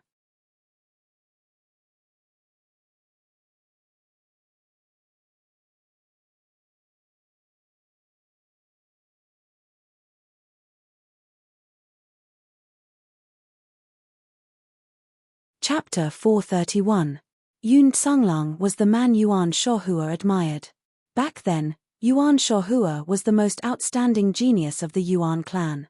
She was also the Great Elder's favorite descendant. Back then, Yuan Shohua's matter had caused a huge commotion in the Grand Emperor city. The elders were also very curious as to what kind of person could cause a sensible child like Yuan Shohua to end up in such a state. Later, when they heard that Yun Tsanglang's fighting aura had been sealed by the city lord's son and that he had ended up crippled, everyone felt that it was a pity and assumed that a talented young man had fallen. The Great Elder also felt that it was a pity that Yuan Shohua had been expelled from the Grand Emperor city. Who would have thought that a few years later, there would be rumors that Yun Tsanglang had risen again? Today, when he saw Yun Tsanglang, he only took a few glances at him and secretly praised him in his heart. It was no wonder that Shohua liked Yun Tsanglang. This person had sword-like eyebrows, starry eyes, and a magnanimous temperament. His fighting aura cultivation had already reached the peak of the martial ancestor realm. Such a good man was indeed much better than a spoiled brat like Xian Wuji. It was a pity that such a talent was not from the Grand Emperor city. The Great Elder sighed and retracted his gaze. He then looked at Yun Sheng and the Zhong family head. With one look, the Great Elder's white beard and long eyebrows could not help but twitch a few times. Good heavens, this was truly heaven-defying. Yun Tsanglang alone was already very impressive. The other two people from Ju State in front of him also shocked the Great Elder. Let's talk about that man first. He looked to be in his 20s, not even in his 30s. But the terrifying magic beast beside him was actually a commander-level magic beast. This man was a summoner, and his strength was definitely not below that of a holy beast summoner. The other person was the sorcerer beside him. This little girl did not look very old and was probably a few years younger than Xian Maimai. However, her magic rank was at least that of a master sorcerer. The most terrifying thing was the few soul stones on her magic scepter. The first two in front of her was a 100-year-old mutated soulstone, the second was a demon soulstone from the elf clan, and the last one, there was also a soulstone that he could not determine its rank at a glance. A soulstone that even a martial sage could not see through. What rank was that soul stone? The first elder could no longer remain calm. It was said that Ju State's power was declining day by day, but looking at it today, it was not declining day by day. It was simply the younger generation that would surpass the older generation to the extreme. Is this the Grand Emperor City's Great Elder? When Yun Tsanglang saw that the old man's battle chi was incomparably pure, he knew that the old man's skills were extraordinary.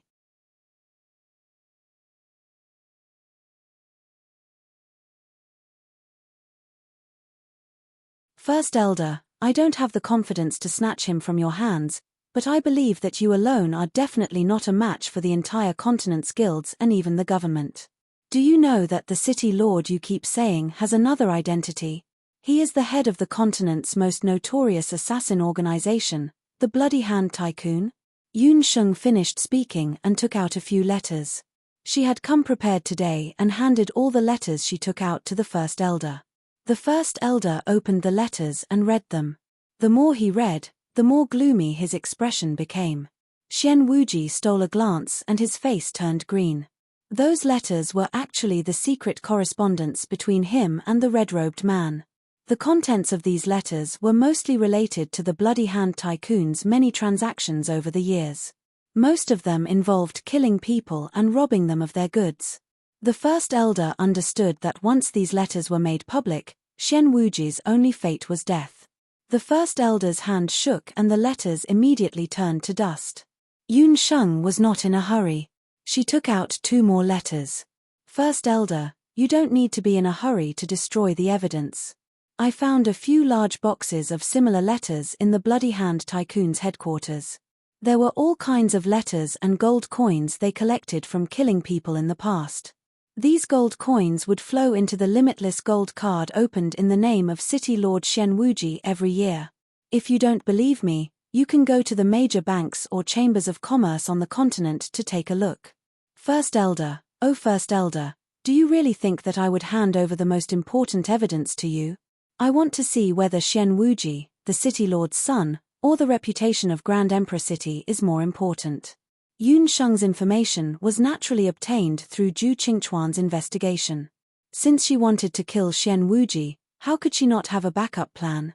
When the First Elder heard this, his beard blew and his face was filled with anger.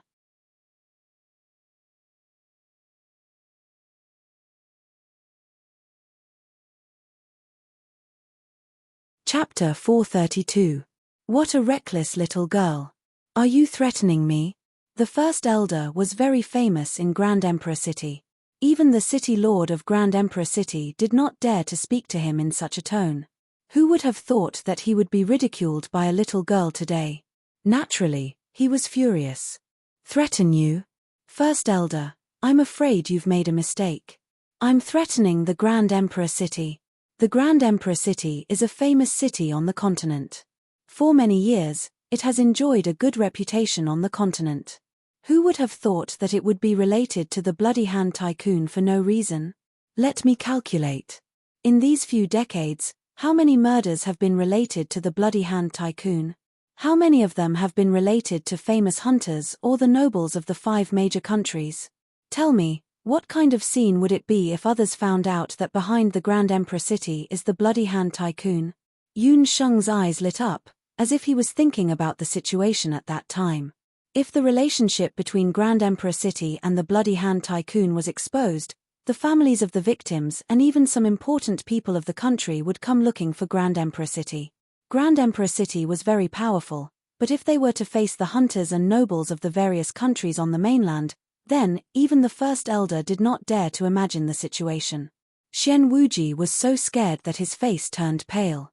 He looked at the First Elder as if asking for help. The latter's face was gloomy and he did not say a word. If I were the city lord of Grand Emperor City, I would place righteousness before family. I would simply kill this unfilial son with one slap and then announce to the world that this was all the fault of this debauchee. After all, no one would collect debts from a dead person. Yun Sheng blinked. The First Elder's grip on Xian Wuji's hand unconsciously tightened. Xian Wuji felt a chill crawl up his spine. Haha, little girl, I almost fell for your trick. The First Elder suddenly laughed loudly. His laughter rumbled, as if thousands of magical beasts were running over together. As he laughed, all of his battle chi was released. Yun Sheng felt as if her chest was being squeezed and she felt a burst of stuffiness. Zhong Shi and Yun Tsunglong were also on guard. The two of them stood on either side of Yun Sheng. The First Elder's eyes darkened. He looked at the three people who were on guard and could not help but shake his head. Little girl, you are not bad. You are quite brave and clever. It's a pity that you said something wrong just now. You're right. No one will collect debts from a dead person. If you have evidence, I can destroy your corpses. If I kill the three of you, those letters will be useless. Yun Sheng's expression also changed. However, she quickly calmed down. Great Elder, it's true that you're a martial saint. However, are you certain that you can kill the three of us by yourself? It would be difficult for a martial sage to kill a sacred beast summoner, a magic master, and a martial ancestor in an instant. After the Great Elder finished speaking, he suddenly raised his hand. In his hand, there was an additional jade pendant.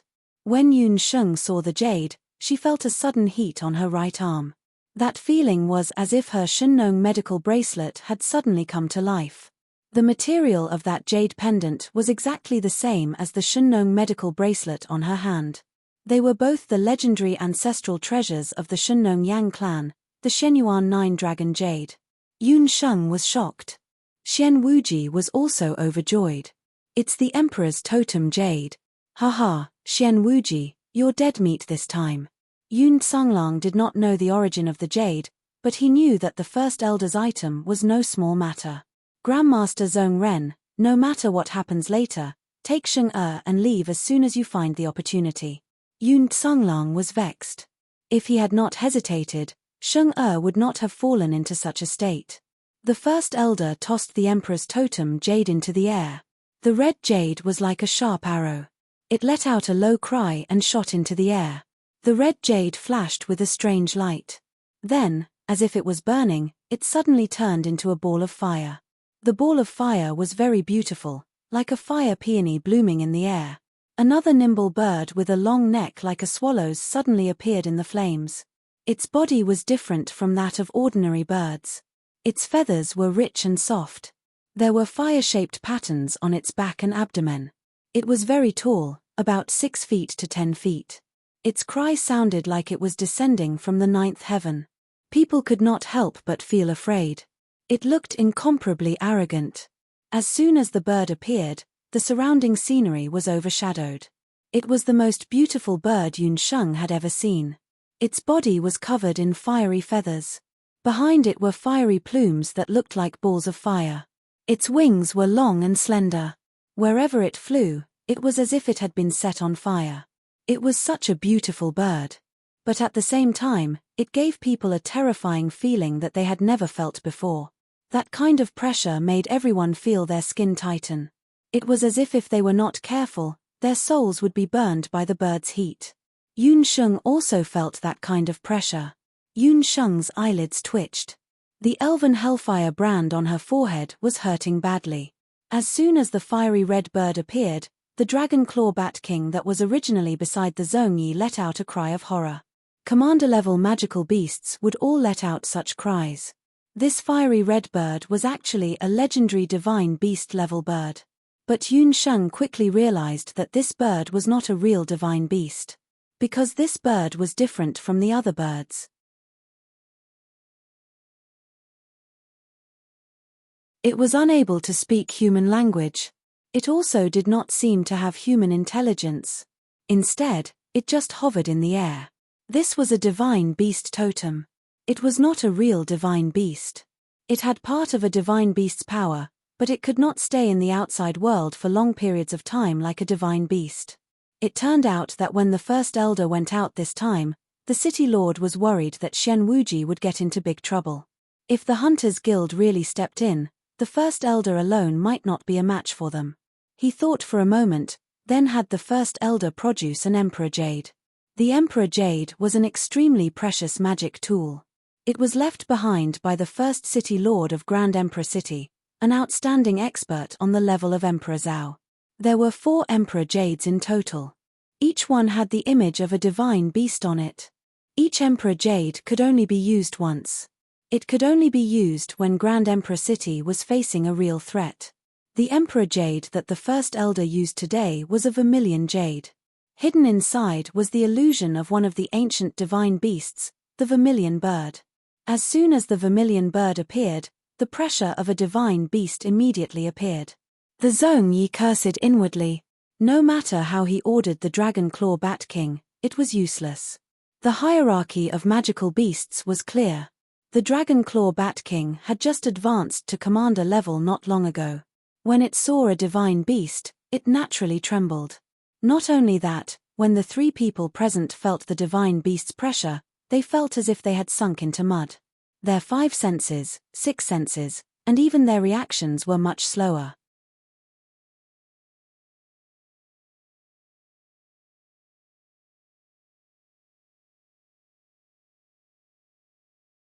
Chapter 433. You can only blame yourselves for choosing the wrong opponent from the start. The first elder shook his head. But, the first elder was slightly taken aback. He noticed that Yun Tsanglang, Zhongyi, and Zhongyi's magical beasts were more or less affected when facing the vermilion bird. But that female sorcerer didn't seem to be affected at all. The first elder naturally didn't know that Yun Sheng had already seen the real Dao Wu. She still had the imprint of the fairy hellfire on her body, and the summoning demon hand on her body also had the ability to resist the divine beast totem. Second uncle, let's split up. You hold back the first elder, Zhongyi and I will think of a way to capture the vermilion bird. Yun Sheng wasn't afraid of the vermilion bird totem. She didn't even care about the real Dao Wu, let alone a divine beast totem. Although she didn't know the origin of the Emperor's totem jade, Yun Sheng faintly felt that it might have something to do with the Shunnong medical bracelet she had injured. Perhaps obtaining the Emperor's jade would be beneficial to her. Yun Tsanglang looked at Yun Sheng worriedly, and the latter gave him a don't worry look. First elder, I must kill Xian Wuji. If you stop me, I'll really fight to the death. Yun Tsanglang cupped his fists and bowed, his fighting aura gushing out again. Today, I'll show you the difference between a martial ancestor and a martial saint. The first elder saw that Yun Sheng and the others weren't willing to give up, and he was a little angry. Ignorant juniors, they actually wanted to compete with the vermilion bird totem. The first elder, Liu Changfeng, saw this and secretly mocked Yun Sheng and the others for overestimating themselves. Yun Tsanglang didn't say anything else. The fighting aura wings behind him flapped, and he was already 100 meters in the air with the first elder, facing each other. 2 sides, Yun Sheng and Zhongyi against the vermilion bird. Yun Tsanglang and the first elder were evenly matched. In an instant, killing intent surged, and the situation was set in stone. Facing the divine beast totem, Yun also put away her previous attitude of underestimation. She and Zhongyi were also prepared for battle. On the ground, a wisp of emerald green wind element floated under Yun Sheng. Ever since she had become a master magician, her control over magic had become much better.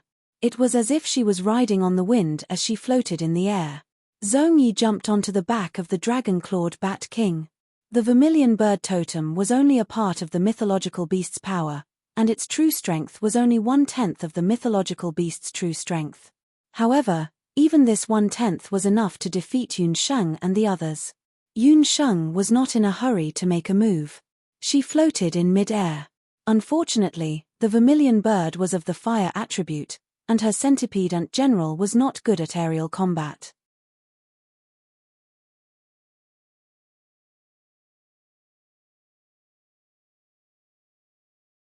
The vermilion bird let out a crisp cry, its melodious voice soaring into the sky. The sound was filled with joy and intimacy. After dozens of moves, the first elder and Yun Tsunglong heard the vermilion bird's strange cry and turned to look down. The vermilion bird flapped its fiery red wings. Not only did it not attack Yun Sheng, but it also circled around her non-stop. Its feathers fluttered and its wings fluttered, as if it was singing and dancing at the same time. How can this be? The first elder had never seen the vermilion bird totem react so strangely. The vermilion bird totem was a divine beast. It rarely got close to people. Even the city lord, who possessed the Emperor Jade, had never received the vermilion bird's special treatment when he used the Emperor Jade. But today, the vermilion bird was so close to a female magician it had met for the first time. The first elder took a closer look and his old eyes suddenly lit up. He saw a bright red brand on Yun Sheng's forehead. The brand was brightly colored and shaped like a lotus flower. He looked at Yun Sheng's body. When the flames approached her, they retreated as if they had seen a king, not daring to take half a step closer. Elven hellfire. It was the elven hellfire that made all other flames in the world retreat. It was the last hellfire left behind by the fire elven queen. It could burn the sky and the sea, turning everything into ashes. Could it be that this female magician who came with Yun Tsunglong was a powerhouse who had inherited the elven hellfire?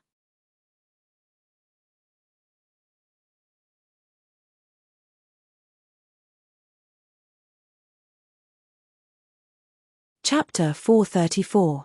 The first elder's heart trembled and his hands slowed down. He never thought that he would encounter such a strong enemy today. Speaking of this matter, it was also a coincidence. Today, Yun Sheng was also very lucky.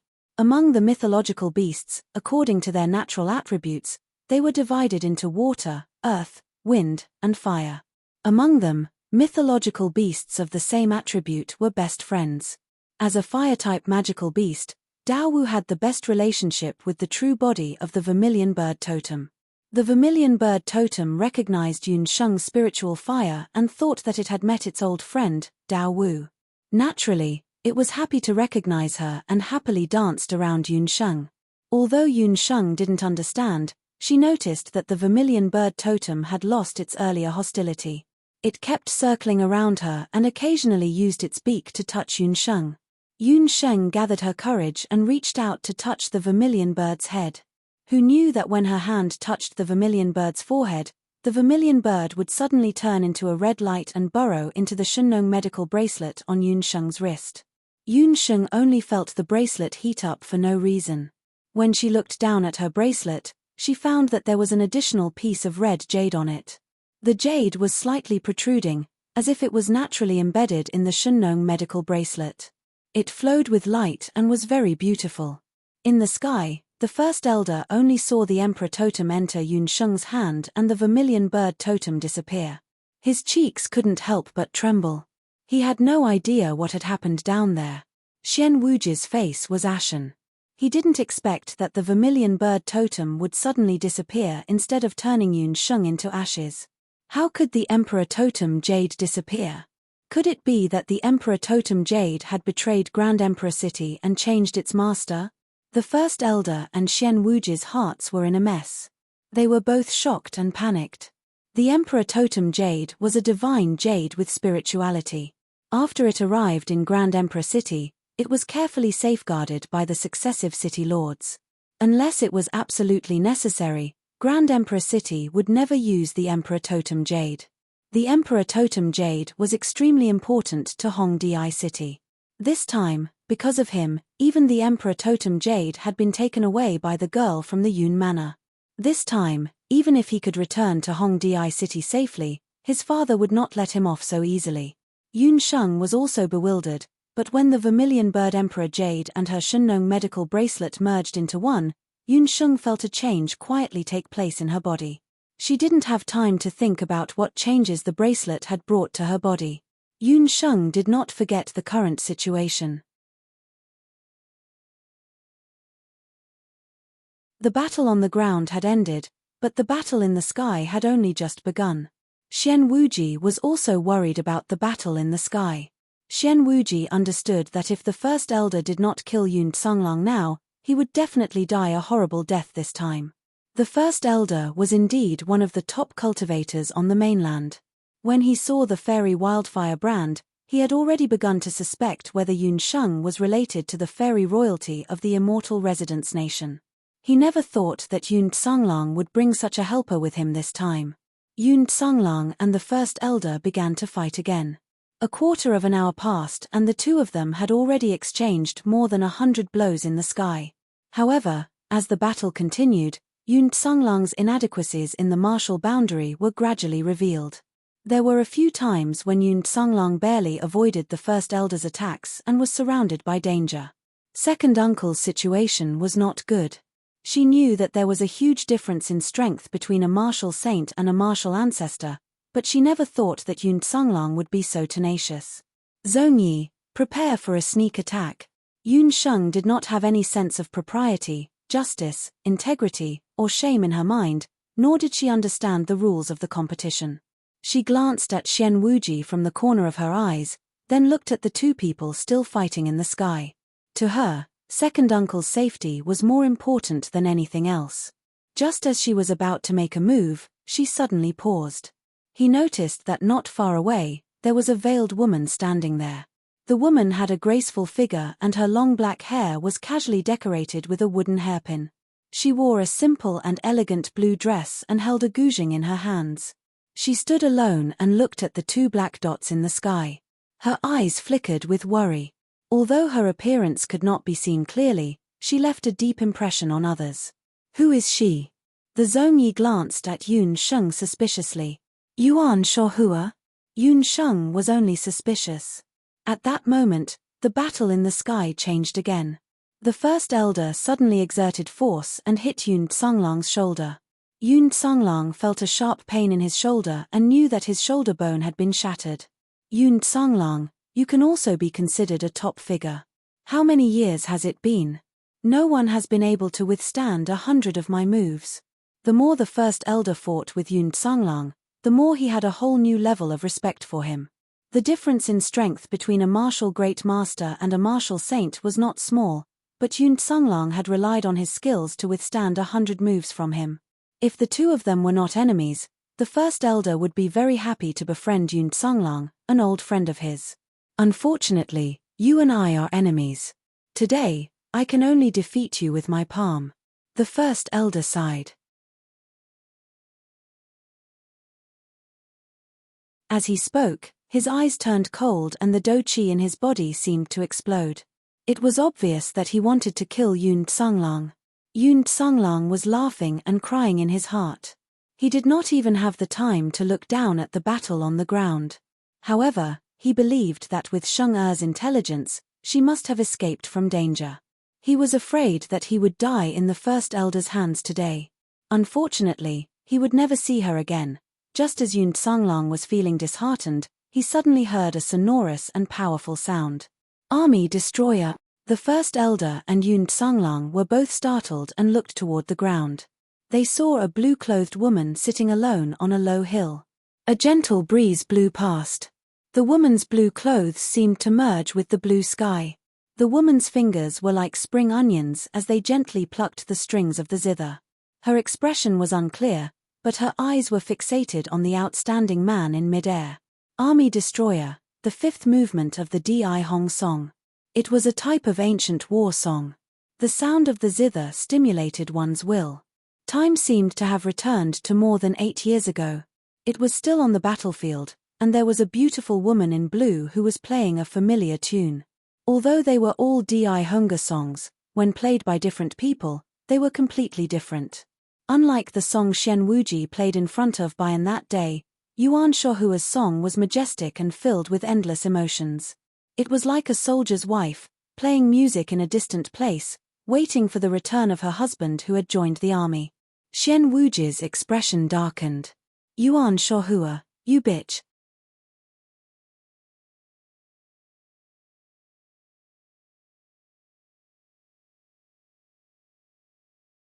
Chapter 435. He stepped forward to stop her, but Yun Sheng and the others would not allow him to do as he pleased. Bat King, the Zong master ordered. The Bat King flapped its wings and was about to twist Xian Wuji's neck with its sharp claws.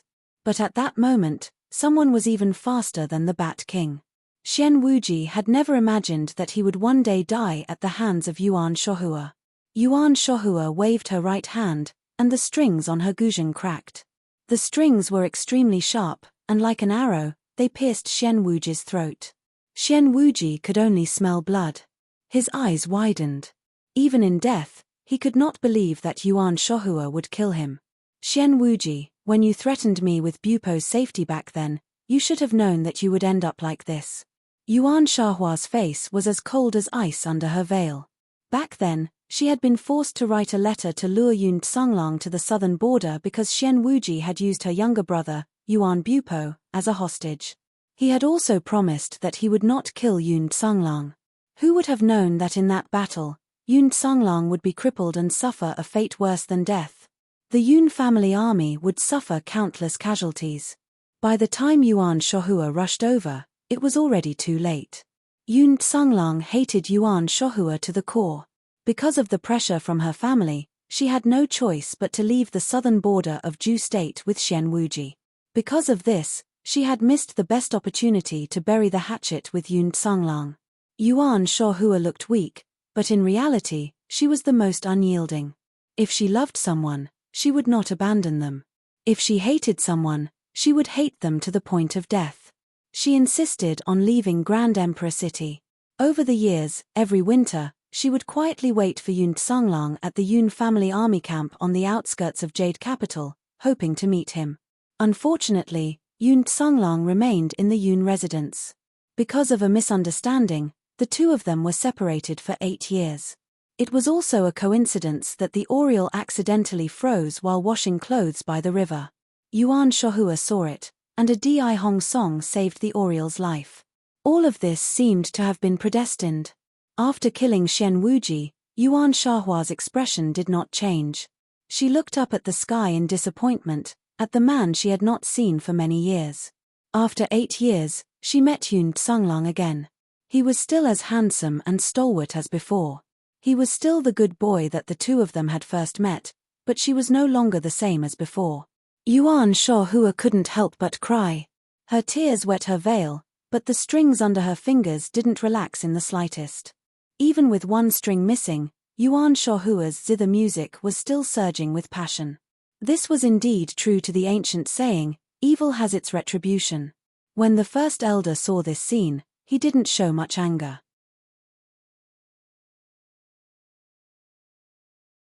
He already knew what would happen to Xian Wuji. Indeed, Xian Wuji had made a huge mistake this time. Although the Grand Elder had been ordered by the city lord to do his best to bring him back, he had even used the Emperor Totem Jade. However, he did not expect that the Emperor's Totem Jade would be snatched away by the opponent's female sorcerer. This was something that the Great Elder did not expect. Judging from Yun Sheng's situation just now, she must have something to do with the mythological beasts, and she seemed to have inherited the elven hellfire. Even Liu Changfeng, the Grand Elder of the Grand Emperor City, did not dare to offend a young lady who might have a close relationship with the elf tribe. The Grand Elder had a clear conscience for not saving Xian Wuji in front of such a person. In fact, the Grand Elder had his own selfish motives from the bottom of his heart. About a month ago, after Yuan Bupo brought the injured Xian Maimai back to the Grand Emperor City, he told the Yuan clan leader about his fortuitous encounter. He then set off to the place that Bian mentioned, and he was lucky enough to find a sacred beast, the Chongming bird, that had just hatched. Since he had comprehended the 6th chapter of the Di Hong song and gained the recognition of the sacred beast, the Chongming bird, Yuan Bupo's status in the Grand Emperor City immediately rose. Although the city lord of the Grand Emperor City had not made it clear, everyone in the city, including a few elders, unanimously believed that Yuan Bupo would become the city lord of the Grand Emperor city in the future. As such, it was no longer important whether Xian Wuji returned or not. From the bottom of his heart, the Grand Elder was also unwilling to bring Xian Wuji back to the Grand Emperor city. Otherwise, if he angered the Yun residents and revealed the power behind the Bloody Hand Tycoon, the reputation that the Grand Emperor city had built up over the years would be destroyed. That was why he pretended to compete with Yun Tsanglang and left Xian Wuji at the side. To him, Xian Wuji's death was within reason. However, if Xian Wuji was killed, it would be difficult for him to explain to the city lord and his wife. As such, killing Yun Tsanglang was imperative. However, when he saw Yuan Shohua, he could not help but sigh. He did not expect Yuan Shohua, who had left the Grand Emperor city many years ago, to live in Nanming town. It was probably because of the Di Hong song that she heard the sound of the flute and came looking for him. The sonorous ancient war song fell beside Yun Tsanglang's ears. He felt that his exhausted battle energy had been completely restored at that moment. He remembered. During the battle of life and death, when he and the Yun family army had narrowly escaped death, it was the same song. Shohua, is that you? There was an earth-shattering roar. Within Yun Tsanglang's body, a biting cold incomparable qi, like a sword, gushed out from his body.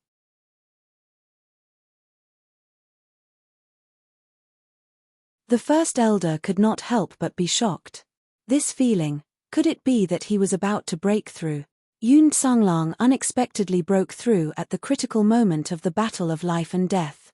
Yun Tsanglang's body, with the help of the nine-leaf sage ginseng, had always retained divine power in his body. Yun Tsanglang's breakthrough was earth-shattering. The advancement of a martial saint was earth-shattering, and could cause strange phenomena to occur.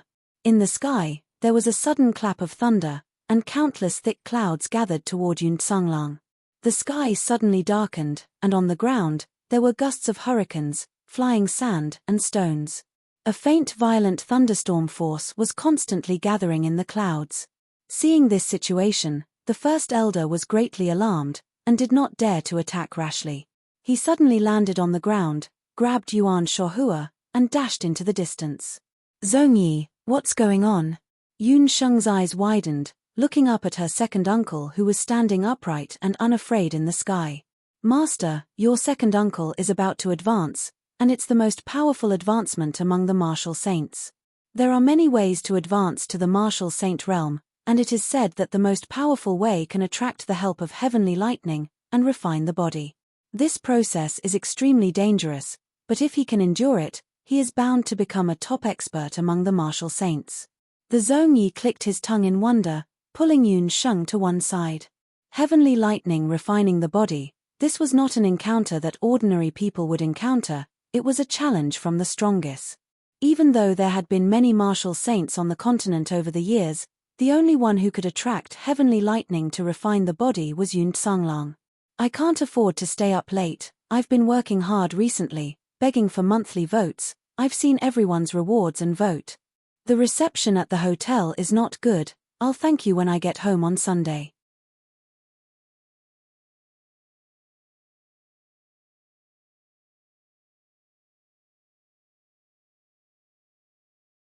Chapter 436. When Yun Sheng heard this, she could not help but wonder inwardly. Second uncle's advancement and heavenly lightning body tempering was very likely due to the nine-leaf sage ginseng. When the nine-leaf sage ginseng had advanced to the nine-leaf divine stage, it had also attracted heavenly lightning.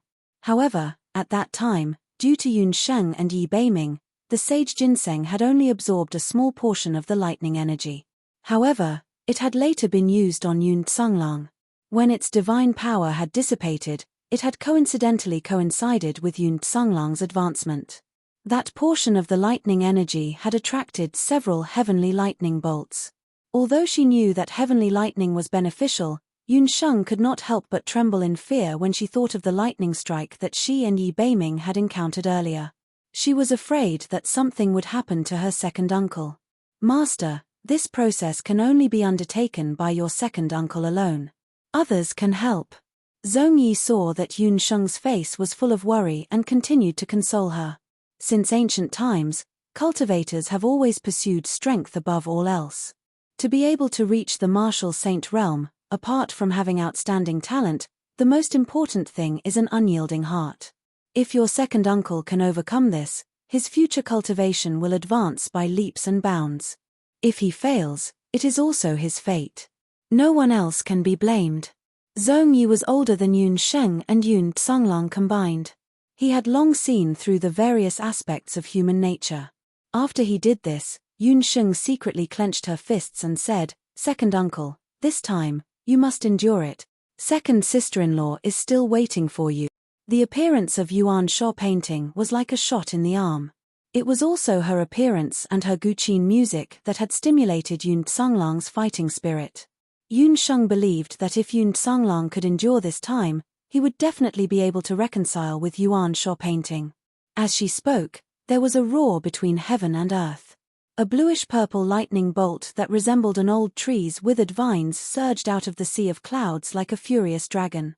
The lightning flashed and the grass and trees turned to ashes. That furious lightning bolt struck the top of Yun Songlong's head.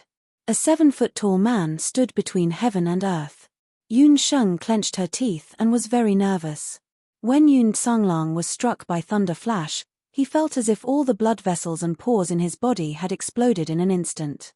Countless amounts of do qi were like thousands of tadpoles, crazily moving all over his body. He felt a tightness in his chest, as if his body was going to explode in the next moment. His 6 orifices were bleeding because they could not withstand the power of the lightning.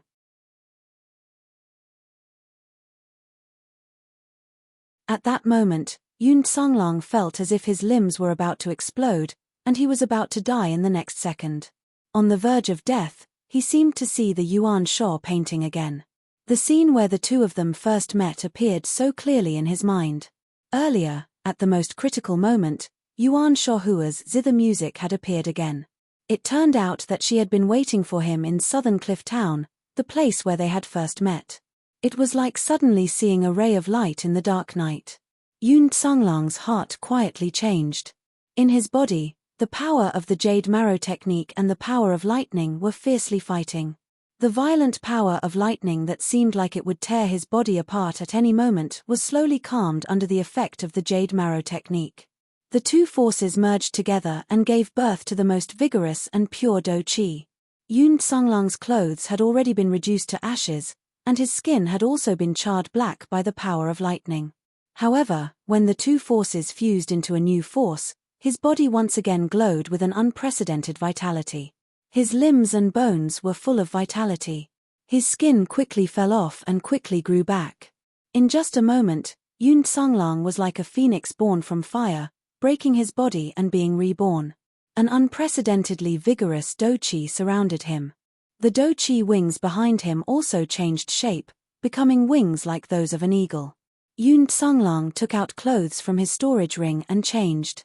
Then, his do qi wings flapped and he swooped down from the sky like an eagle. At this moment, his aura was completely different from 15 minutes ago. The impetuous and arrogant Yun Songlong of the past seemed to have completely disappeared. Yun Songlong's gaze was calm, and his breath was long and powerful. His eyes were also more steady and powerful. At this moment, his aura was actually somewhat similar to Yun Bo's. After 30 years, Ju State finally had its second martial saint. The strange phenomenon of heaven and earth in the southern part of Ju State meant that a new martial saint had appeared in Ju State. The new martial saint of Ju State was Yun Songlong of the Yun residence. This piece of news was quickly spread by interested parties. In a few days, the news reached the Jade capital. When the news reached the Yun residence, Yun Bo was first stunned, but then he laughed heartily. Uncle Yun hadn't heard Yun Bo laugh in a long time. As he laughed, Yun Bo's eyes turned red. In the end, he actually burst into tears. This gave Uncle Yun a fright. Yun Bo cried beside the river, "Yun Song, your master, I can finally hold my head up high. In the future, who dares to say that the Yun residence has no successor? My Yun residence's descendants are all stronger than the last." When the Emperor of Ju State heard the news, he was pleasantly surprised, but also annoyed.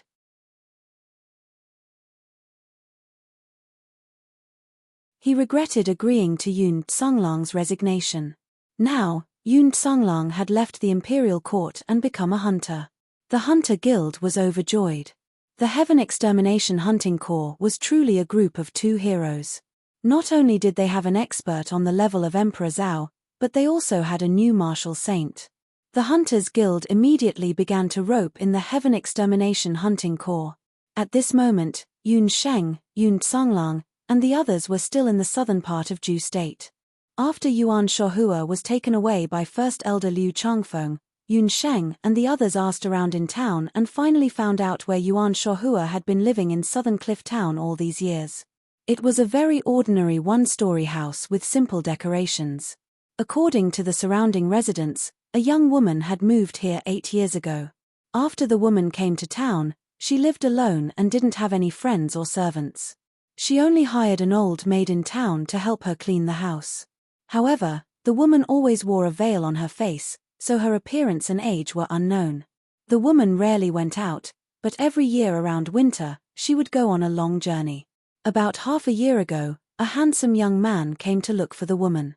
According to the old maid who helped clean the house, the young man did indeed call the woman big sister. Second uncle, that person must be Yuan Shohua. So she left Grand Emperor City long ago and lived here alone. Yun Sheng couldn't help but sigh. A young and beautiful woman had abandoned her family and lived in such a simple place alone for 8 years. Yuan Shohua's feelings for Yun Tsunglong could be said to be extremely touching. Yun Tsunglong didn't say anything. He stood in the room for a day and a night. He only came out on the second day. Yun Tsunglong told Yun Sheng and Zhongyi about a shocking decision. Second uncle, you said you wanted to go to Grand Emperor City personally. Yun Sheng also knew that Yuan Shohua's appearance this time had caused waves in Yun Tsunglong's heart, which had been silent for many years.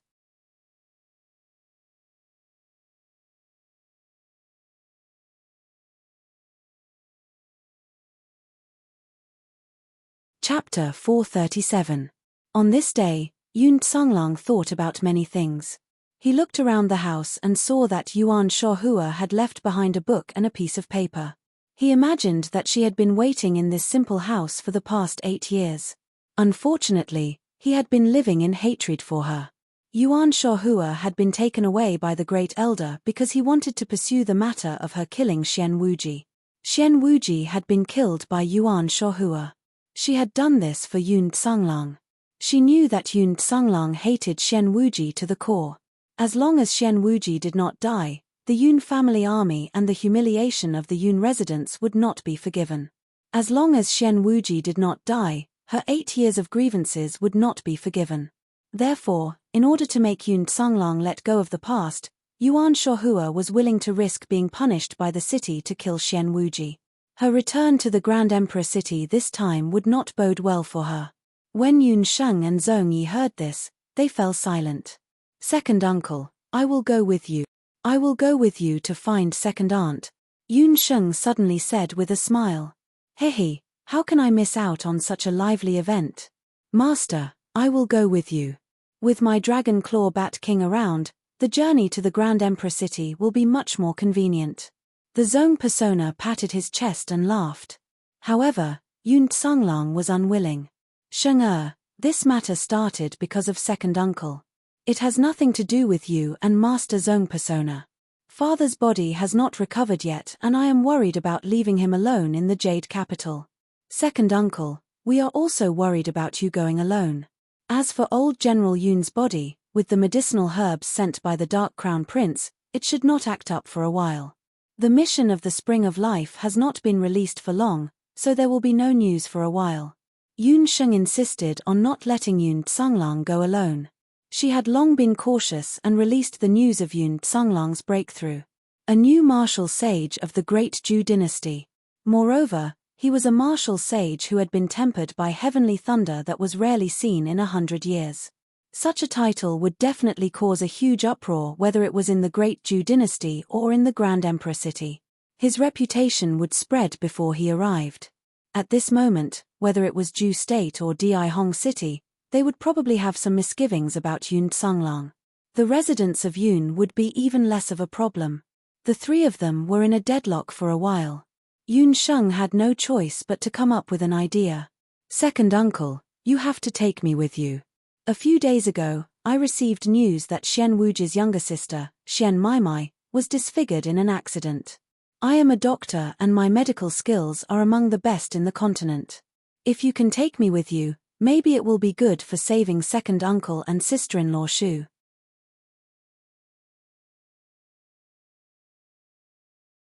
Xian Meimei's injury probably wouldn't heal for a while. Yun Sheng had no way to cure her face, but it was a good excuse. Yun Songlong hesitated for a moment, but in the end, he couldn't stand Yun Sheng's dawdling and agreed to her request. As for Zhong Yi, he was considered one of Yun Sheng's men. Yun Songlong really couldn't control where he went. The three of them stayed in southern Cliff Town for another 2 days. During this time, Yun Songlong wrote a letter to the Heaven Extermination Hunting Corps and asked Ju Quan to keep an eye on the hunting corps. In order to prevent old General Yun from worrying, he only said that he was going out on a mission and that Yun Sheng and Zhong Yi would be accompanying him. Yun Sheng took advantage of these 2 days to train the Earthblood crocodile. Yun Sheng first took apart the summoning belt that came from Ju State. She carefully analyzed the various materials used to make the summoning belt and the magic arrays on it. With the help of the summoning hand, everything went smoothly. Yun Sheng even used Yun Songlong's blood to fuse with some magical materials to create a magical beast ring that was meant for personal use. This ring had a magic space on it. Even if one wasn't a summoner, they could still control this magic beast ring. Yun Songlong followed Yun Sheng's instructions. After wearing this magic beast ring, he realized that he could really control the Earthblood crocodile. This kind of magic beast ring could control different magic spaces and magic beasts according to the strength of the owner. For a warrior sage like Yun Songlong, controlling a peak level 9 magic beast was not a problem. Wow! Master, you're too amazing. If this kind of ring can be sold on a large scale, it would be amazing. After witnessing Yun Sheng's new invention, even Zhong Yi was full of praise. He had been a summoner for so many years, but this was the first time he saw someone who could allow a warrior to control a magic beast freely. Master, you should be more careful. If the news that you created this kind of magic beast ring reaches the Ju State, it would be bad, Zhong Yi reminded Yun Sheng. He thought that although the magic beast ring was good, it shouldn't be sold on a large scale. After all, it was acceptable to use the magic beast ring on a warrior sage like Yun Songlong. However, if everyone had one, it wouldn't be good. So what if it's the Ju State? Do you think your master looks like someone who fears the Ju State? Yun Sheng's face was full of arrogance. If this kind of arrogance was on someone else, Zhong Yi might have ridiculed them. However, when Yun Sheng showed it, it became a kind of confidence. Zhong Yi laughed involuntarily. He suddenly realized that his master did indeed have the ability to be arrogant. He could roughly guess what Yun Sheng was going to do next. It was very likely that she was going to rearm the Heaven Extermination Hunting Group.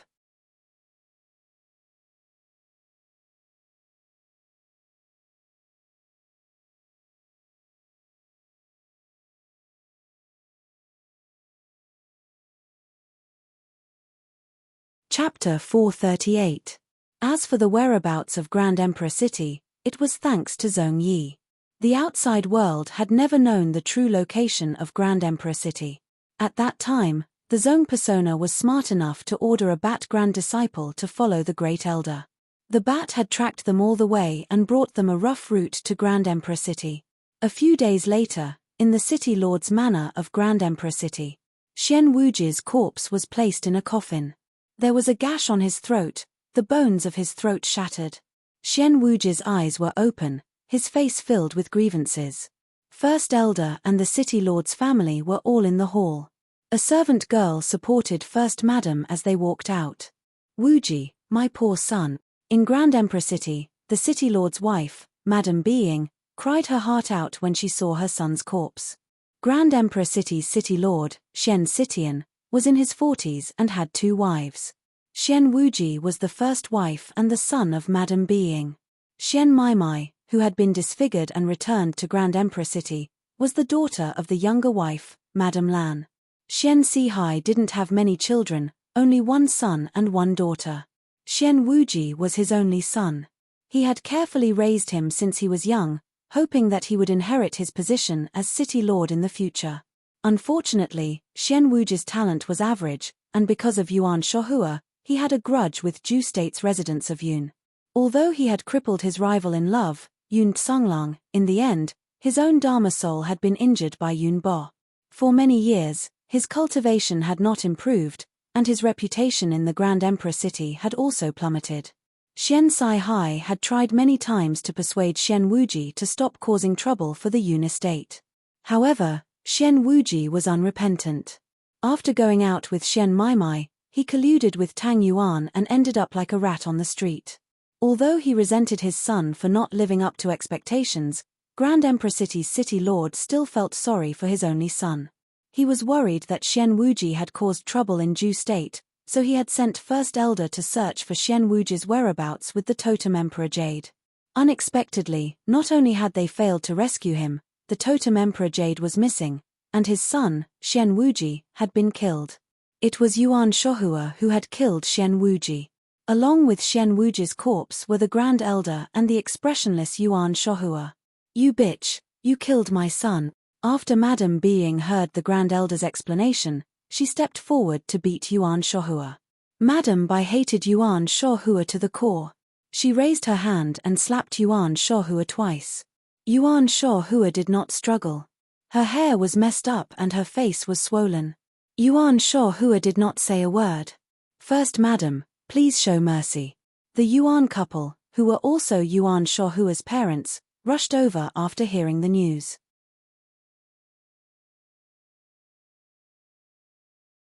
When they found out that their eldest daughter, Yuan Shohua, had returned to Grand Emperor City, they didn't expect that Yuan Shohua would kill Xian Wuji, so they rushed over.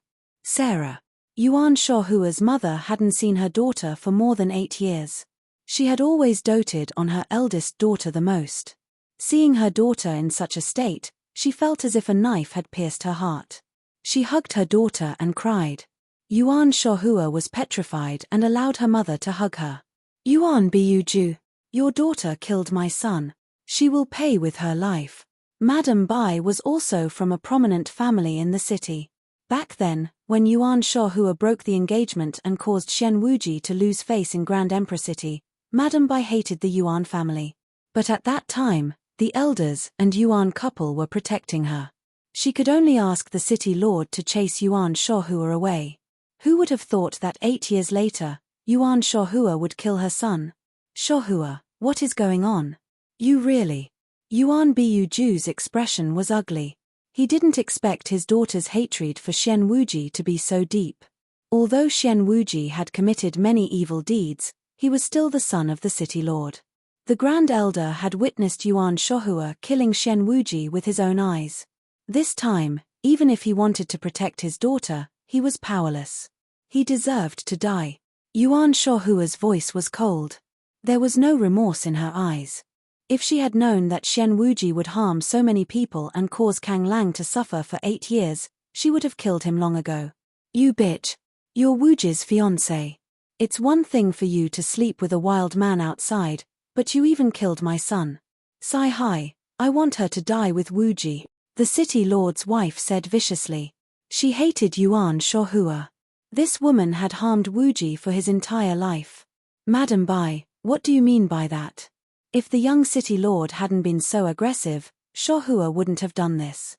Now that she is dead, I hope the city lord can spare Shohua's life on account of our many years of friendship.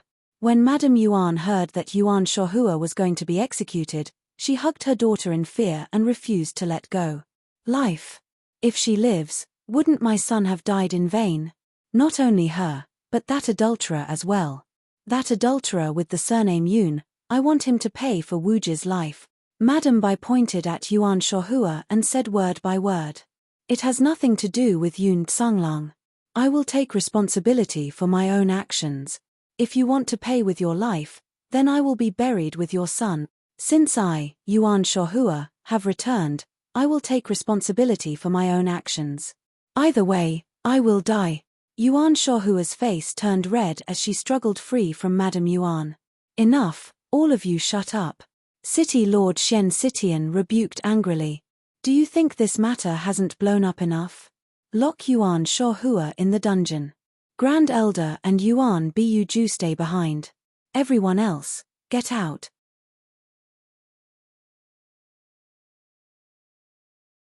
City Lord Shen Sitian waved his hand and the servants hurriedly carried Shen Wuji's corpse away. City Lord, this matter can't be blown out of proportion. I've already received news that Yun Tsunglang has made a breakthrough. Furthermore, it is the heavenly lightning body tempering, the rarest breakthrough in the martial saint realm. This child's future strength cannot be underestimated. When the first elder saw the heavenly phenomenon that day, he already knew that something bad was about to happen. However, he didn't expect that Yun Tsunglang would be able to endure the heavenly lightning body tempering and become Ju State's new martial saint. After hearing Grand Elder's words, the City Lord and Yuan Bu Ju had different thoughts in their hearts. Yuan Bu Ju sighed. If he had known earlier, he would have risked his life to let his daughter, Yuan Shohua, and Yun Tsunglang be together. A martial saint who had undergone the heavenly lightning body tempering was a top-notch existence among martial saints. How old was Yun Tsunglang this year? He was only in his early 30s. If he could become a martial saint at such a young age and undergo the heavenly lightning body tempering, then it was very likely that he would become a legendary martial god in the future. Compared to Shen Wuji, who was a spoiled brat, Yun Tsunglang was like heaven and earth. The City Lord's heart was in turmoil. On one hand, he hated Grand Elder for not doing a good job and causing his only son to be beheaded. On the other hand, he hated Yuan Shohua for causing his son's death. However, Yun Tsunglang's rise had already become a reality. The City Lord could no longer oppose the Yun mansion.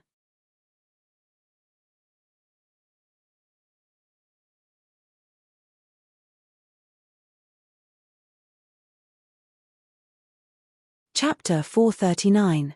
Buju, what do you think about this matter? The City Lord of Grand Emperor City was cunning. He wanted Yuan Shohua to pay for Shen Wuji's life, but he did not say it out loud. Instead, he pretended to ask Yuan Buju. Yuan Buju and Yuan Shohua were the same. Both father and daughter looked kind, but in fact, they were extremely unyielding. Yuan Shohua had killed Shen Wuji this time, so logically speaking, she should pay for it with her life. Yuan Buju closed his eyes in pain and said with a trembling voice, "Buju, I'm sorry. Men, bury Yuan Shohua alive in 7 days." Madame Yuan returned to the Yuan residence in a daze. Yuan Bupo and his second sister, Yuan Shanshan, who were waiting in the residence, quickly gathered around her. "Mother, how is it? Have you seen eldest sister?" The 3 members of the Yuan family were very close. When they heard that eldest sister had killed Shen Wuji, they were very anxious. "The City Lord said that he wants your eldest sister to be buried with him," Madame Yuan sobbed. "What?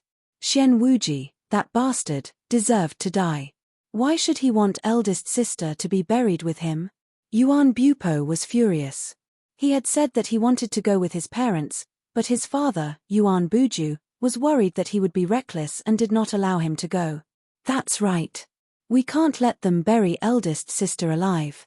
What time is it now?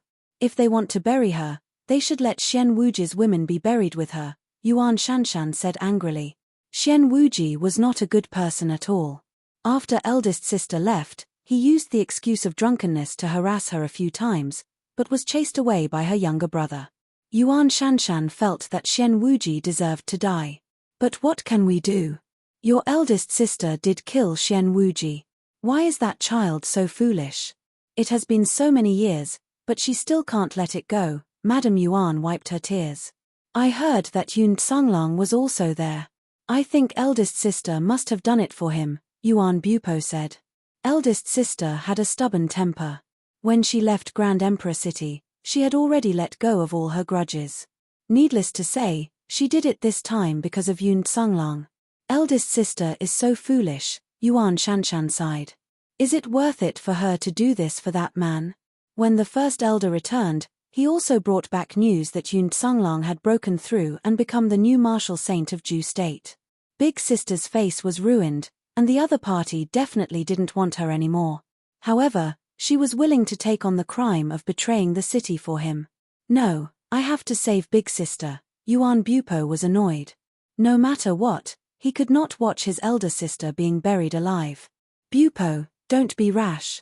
You're in an awkward position right now. You can't be rash. Now that Xian Wuji is dead, you'll most likely inherit the position of City Lord. If anything happens to you, the people from the City Lord's mansion will definitely use this to threaten you.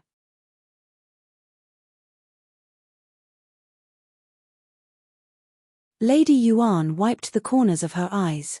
The relationship between the Shenyuan and Shenyuan clans was very special. They seemed to be very close, but in the 100 years since the establishment of the Grand Emperor city, there had been a lot of internal strife between the two clans. Especially in the matter of the succession of the city lord, it was even more mutual deception. Back then, Xian Xitian and Yuan Buju were both popular candidates for the position of city lord. However, Yuan Buju fell in love with Lady Yuan, who was born a commoner, while Xian Xitian abandoned his childhood sweetheart and chose Lady Bai, who had a more honorable status. That was how he successfully seized the position of city lord. This matter had been a burden in Lady Yuan's heart for many years. Now that Xian Wuji was dead, Yuan Bupo became the popular candidate. Lady Yuan was unwilling to let her son get into trouble at this critical juncture. Yuan Bupo opened his mouth and wanted to say something. However, his second sister, Yuan Shanshan, shook her head at him. Yuan Bupo understood tacitly. At night, the Yuan mansion was silent. After Yuan Buju returned from the city lord's mansion, he had a discussion with Lady Yuan. Lady Yuan sobbed softly, "It's all my fault. If it wasn't for me back then, if Yuan Buju had not given up the opportunity to marry Lady Bai, who was from a wealthy family in the city, and married her, he would have been the city lord by now.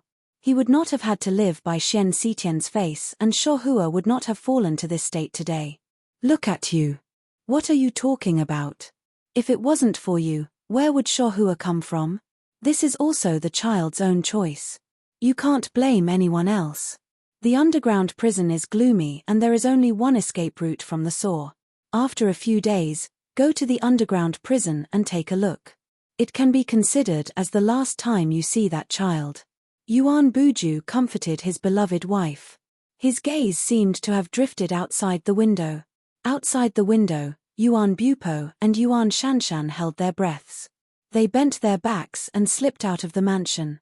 The Yuan siblings had pretended to compromise in order to appease their mother.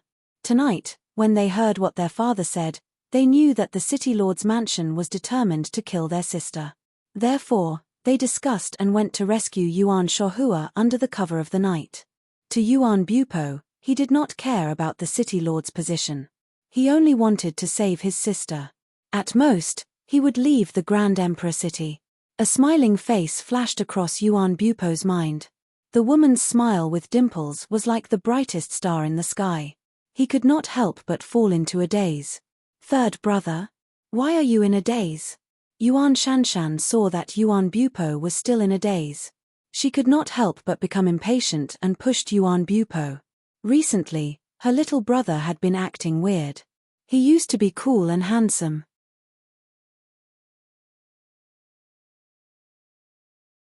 Recently, he would be in a daze from time to time. It was as if he had become a fool after leaving the Grand Emperor city. "Second sister, are you sure that the saw of the underground prison is on the west side of the city lord's mansion?" Yuan Bupo's handsome face turned red as he collected his thoughts. "Are you still doubting your second sister?" Yuan Shanshan had a face of confidence. Actually, she did not know why there was an extra map of the city lord's mansion's underground prison in her room. However, it was a matter of life and death. She could not be bothered to investigate so much. She had to think of a way to save her sister first. Both the brother and sister were top-notch fighters in the city. Although the city lord's mansion was heavily guarded, the siblings still managed to sneak in. The underground prison was dark and humid. Anyone who entered the underground prison would have their dookie and magic sealed. Their sister's body was not well. In such an environment, "Sister." The two of them saw the torture rack in the underground prison. Their sister was tied up at the side. Her long hair was scattered and her clothes were covered in blood. Her limbs were also heavily shackled. At the side, there was a blood-stained whip and a bucket. Yuan Bupo only felt a surge of anger in his heart. Yuan Shanshan hurriedly cut off the shackles and put down her sister, Yuan Shohua. Yuan Shohua had already fainted. After a while, she woke up. "Is it Madame Bai? That bitch?" Yuan Bupo looked at his sister. They actually dared to use torture on his sister. The Yuan clan was also a prominent clan in the city. According to the city's laws, even if they had committed a serious crime, they should not be punished so severely. It was obvious that Madame Bai was the one who did it. It was not enough to bury her sister alive. She had to be humiliated before she died. Yuan Bupo got up and wanted to question Madame Bai. However, he was stopped by Yuan Shohua.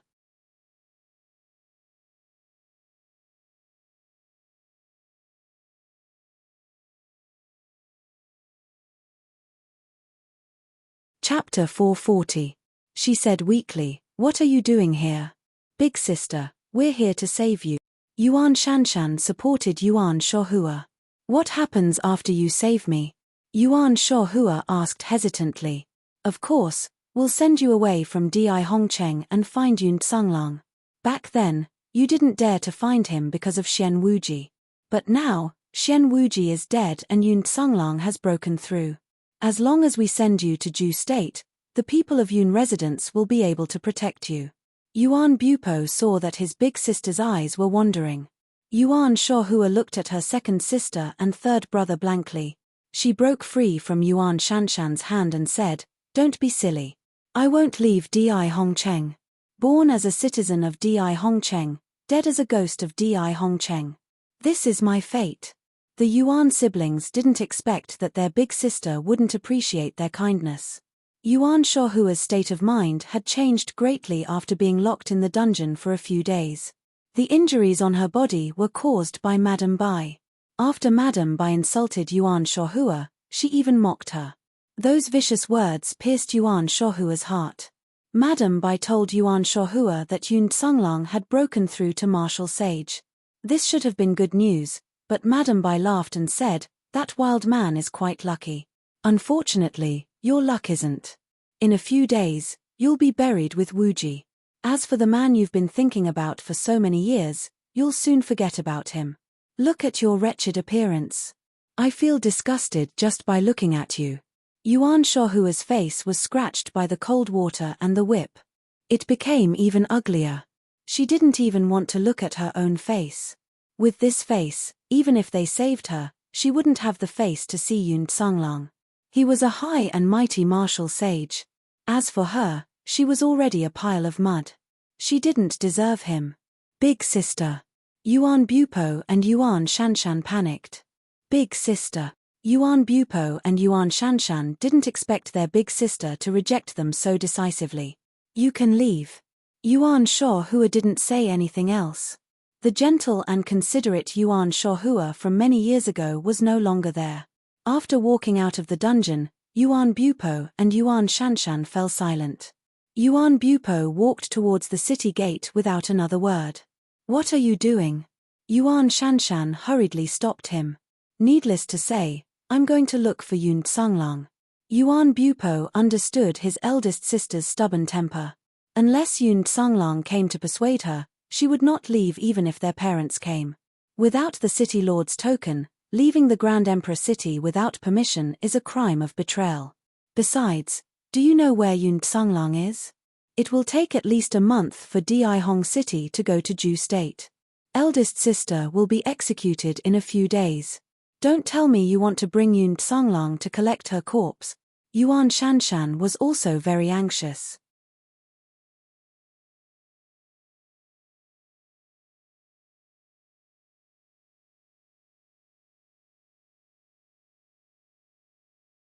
Without magic beasts, she would not be able to pass through this gust of wind. "I see. It's not a problem. Second uncle, Zhongyi, you guys go up first. I'll follow behind." After Yun Sheng said this, Zhongyi immediately withdrew the Dragon Claw Bat King. Yun Songlong also immediately transformed his battle energy wings. Yun Sheng steadied the bat beneath her and immediately started chanting. A magical space appeared in front of Zhong Yi and Yun Songlong. Zhong Yi was still puzzled. He had always known that Yun Sheng was a summoner, but he had never known what Master's summoned beast was. Thinking that she had a master on the level of Emperor Zhao, her summoned beast should not be bad. In the magical space, a round, pink egg appeared. What was that? Zhong Yi could not help but rub his eyes. That was an egg. And it was a flying egg with wings. Zhong Yi was even more dumbfounded. With a whoosh, the egg drilled into Yun Sheng's body. In just a short while, a pair of wings appeared on Yun Sheng's back. Those were real wings, not the illusory wings behind them.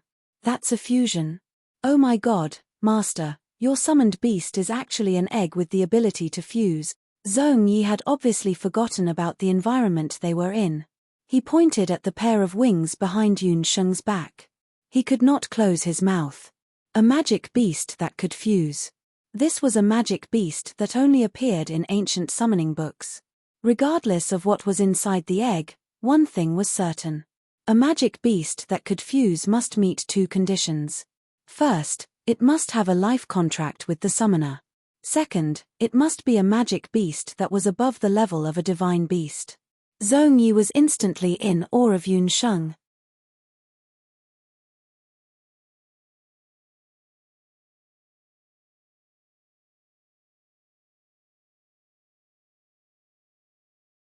Chapter 441. Without the magical beast as a mount, the three of them were less affected by the wind. The three of them quickly passed through the hurricane area. However, another problem appeared. The Zhong personality had followed the scent left behind by the little bat to find the whereabouts of the Great Elder and Yuan Shohua. However, after passing through the hurricane area, the little bat probably could not pass through the hurricane area. After passing through the hurricane area, he could not find any scent at all. Facing the boundless land with no end in sight, the three of them revealed a troubled expression. At this moment, Yun Sheng heard a cheerful chirping sound. Not far away, a red and blue little fella flew over. It was a little fella about the size of a sparrow. Its feathers were a strange color, half blue and half red. However, the strangest part was its head. It had two heads, just like Xiao Hei that Yun Sheng had seen before. One of its heads was red while the other was blue.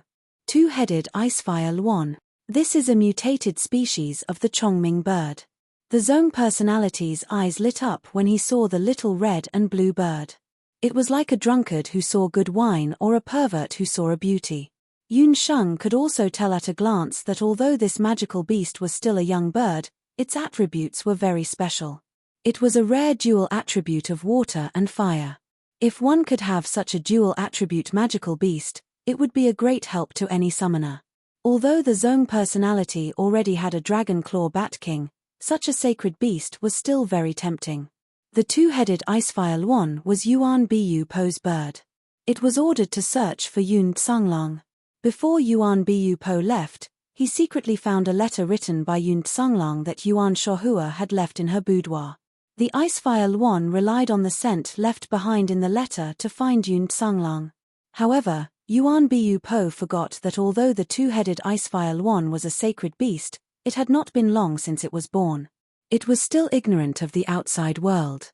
After it flew out, it was confused for a while and actually got lost. When it finally reacted, it smelled the scent of living people. One of them was the scent of the person in the letter that its master had given it. It flew over happily. However, the Zhong Yi's eyes were filled with greed, as if he was going to roast and eat the icefire luan at any moment. Little Honglan was so scared that she didn't dare to approach. Zhong Yi, don't be greedy.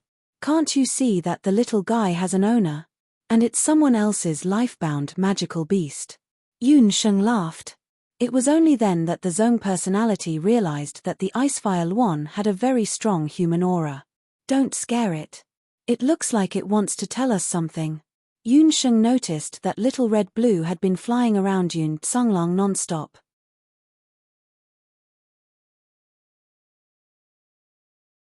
With a thought, Yun Sheng secretly circulated the divine power of the Linglong Beast Pagoda in the Beast Language Ring. The exquisite Beast Tower was a supreme treasure in itself. Ordinary magical beasts would drool endlessly upon seeing it. Needless to say, Little Red Blue was a baby bird at the level of a holy beast.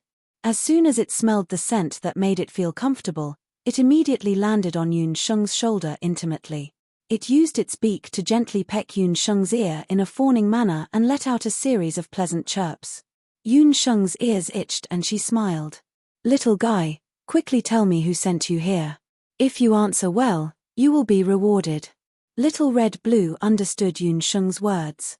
It opened its wings to please her. Yun Sheng took a closer look and realized that there was a letter under its wings. When she opened it, Yun Sheng's expression instantly became serious. Yun Songlong took the letter and looked at the date. His heart couldn't help but jump. The handwriting on the letter was very messy. It was written by Yuan Bupo in a hurry. It clearly stated that Yuan Shohua was banished from the Grand Emperor city because of Yun Songlong. For more than 8 years, she wandered alone outside. For Yun Songlong, she was willing to be regarded as a traitor by the Grand Emperor city. A few days later, she was executed to pay with her life for Xian Wuji. After reading the letter, Yun Songlong's heart was filled with pain. He didn't expect that Yuan Shohua had suffered such a great grievance. And for so many years, he had been blaming her. "Second uncle, don't be sad. The most important thing now is to immediately rush to the Grand Emperor city. The letter was written 6 days ago. Counting the days, isn't Aunt's execution day tomorrow?" Yun Sheng was also anxious. They had wasted too much time on the way. If they didn't rush to the Grand Emperor city now, it would be too late.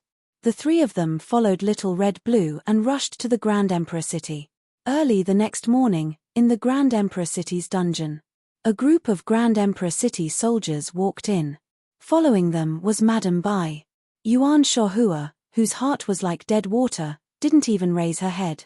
"Yuan Shohua, change into these clothes." Madame Bai ordered her personal maid to bring over a set of clothes. When she saw the clothes, Yuan Shohua's originally expressionless face couldn't help but change. It was a set of wedding clothes. The fiery red color stung Yuan Shohua's eyes. "What do you mean by this?" Yuan Shohua coldly asked. "What do you mean, Yuan Shohua? Today is the day my son is buried. It's also the day you're buried with him. When he was alive, he always wanted to marry you. Unfortunately, you little slut, fooling around outside and shamelessly breaking off the engagement." Madame Bai's face was filled with ruthlessness.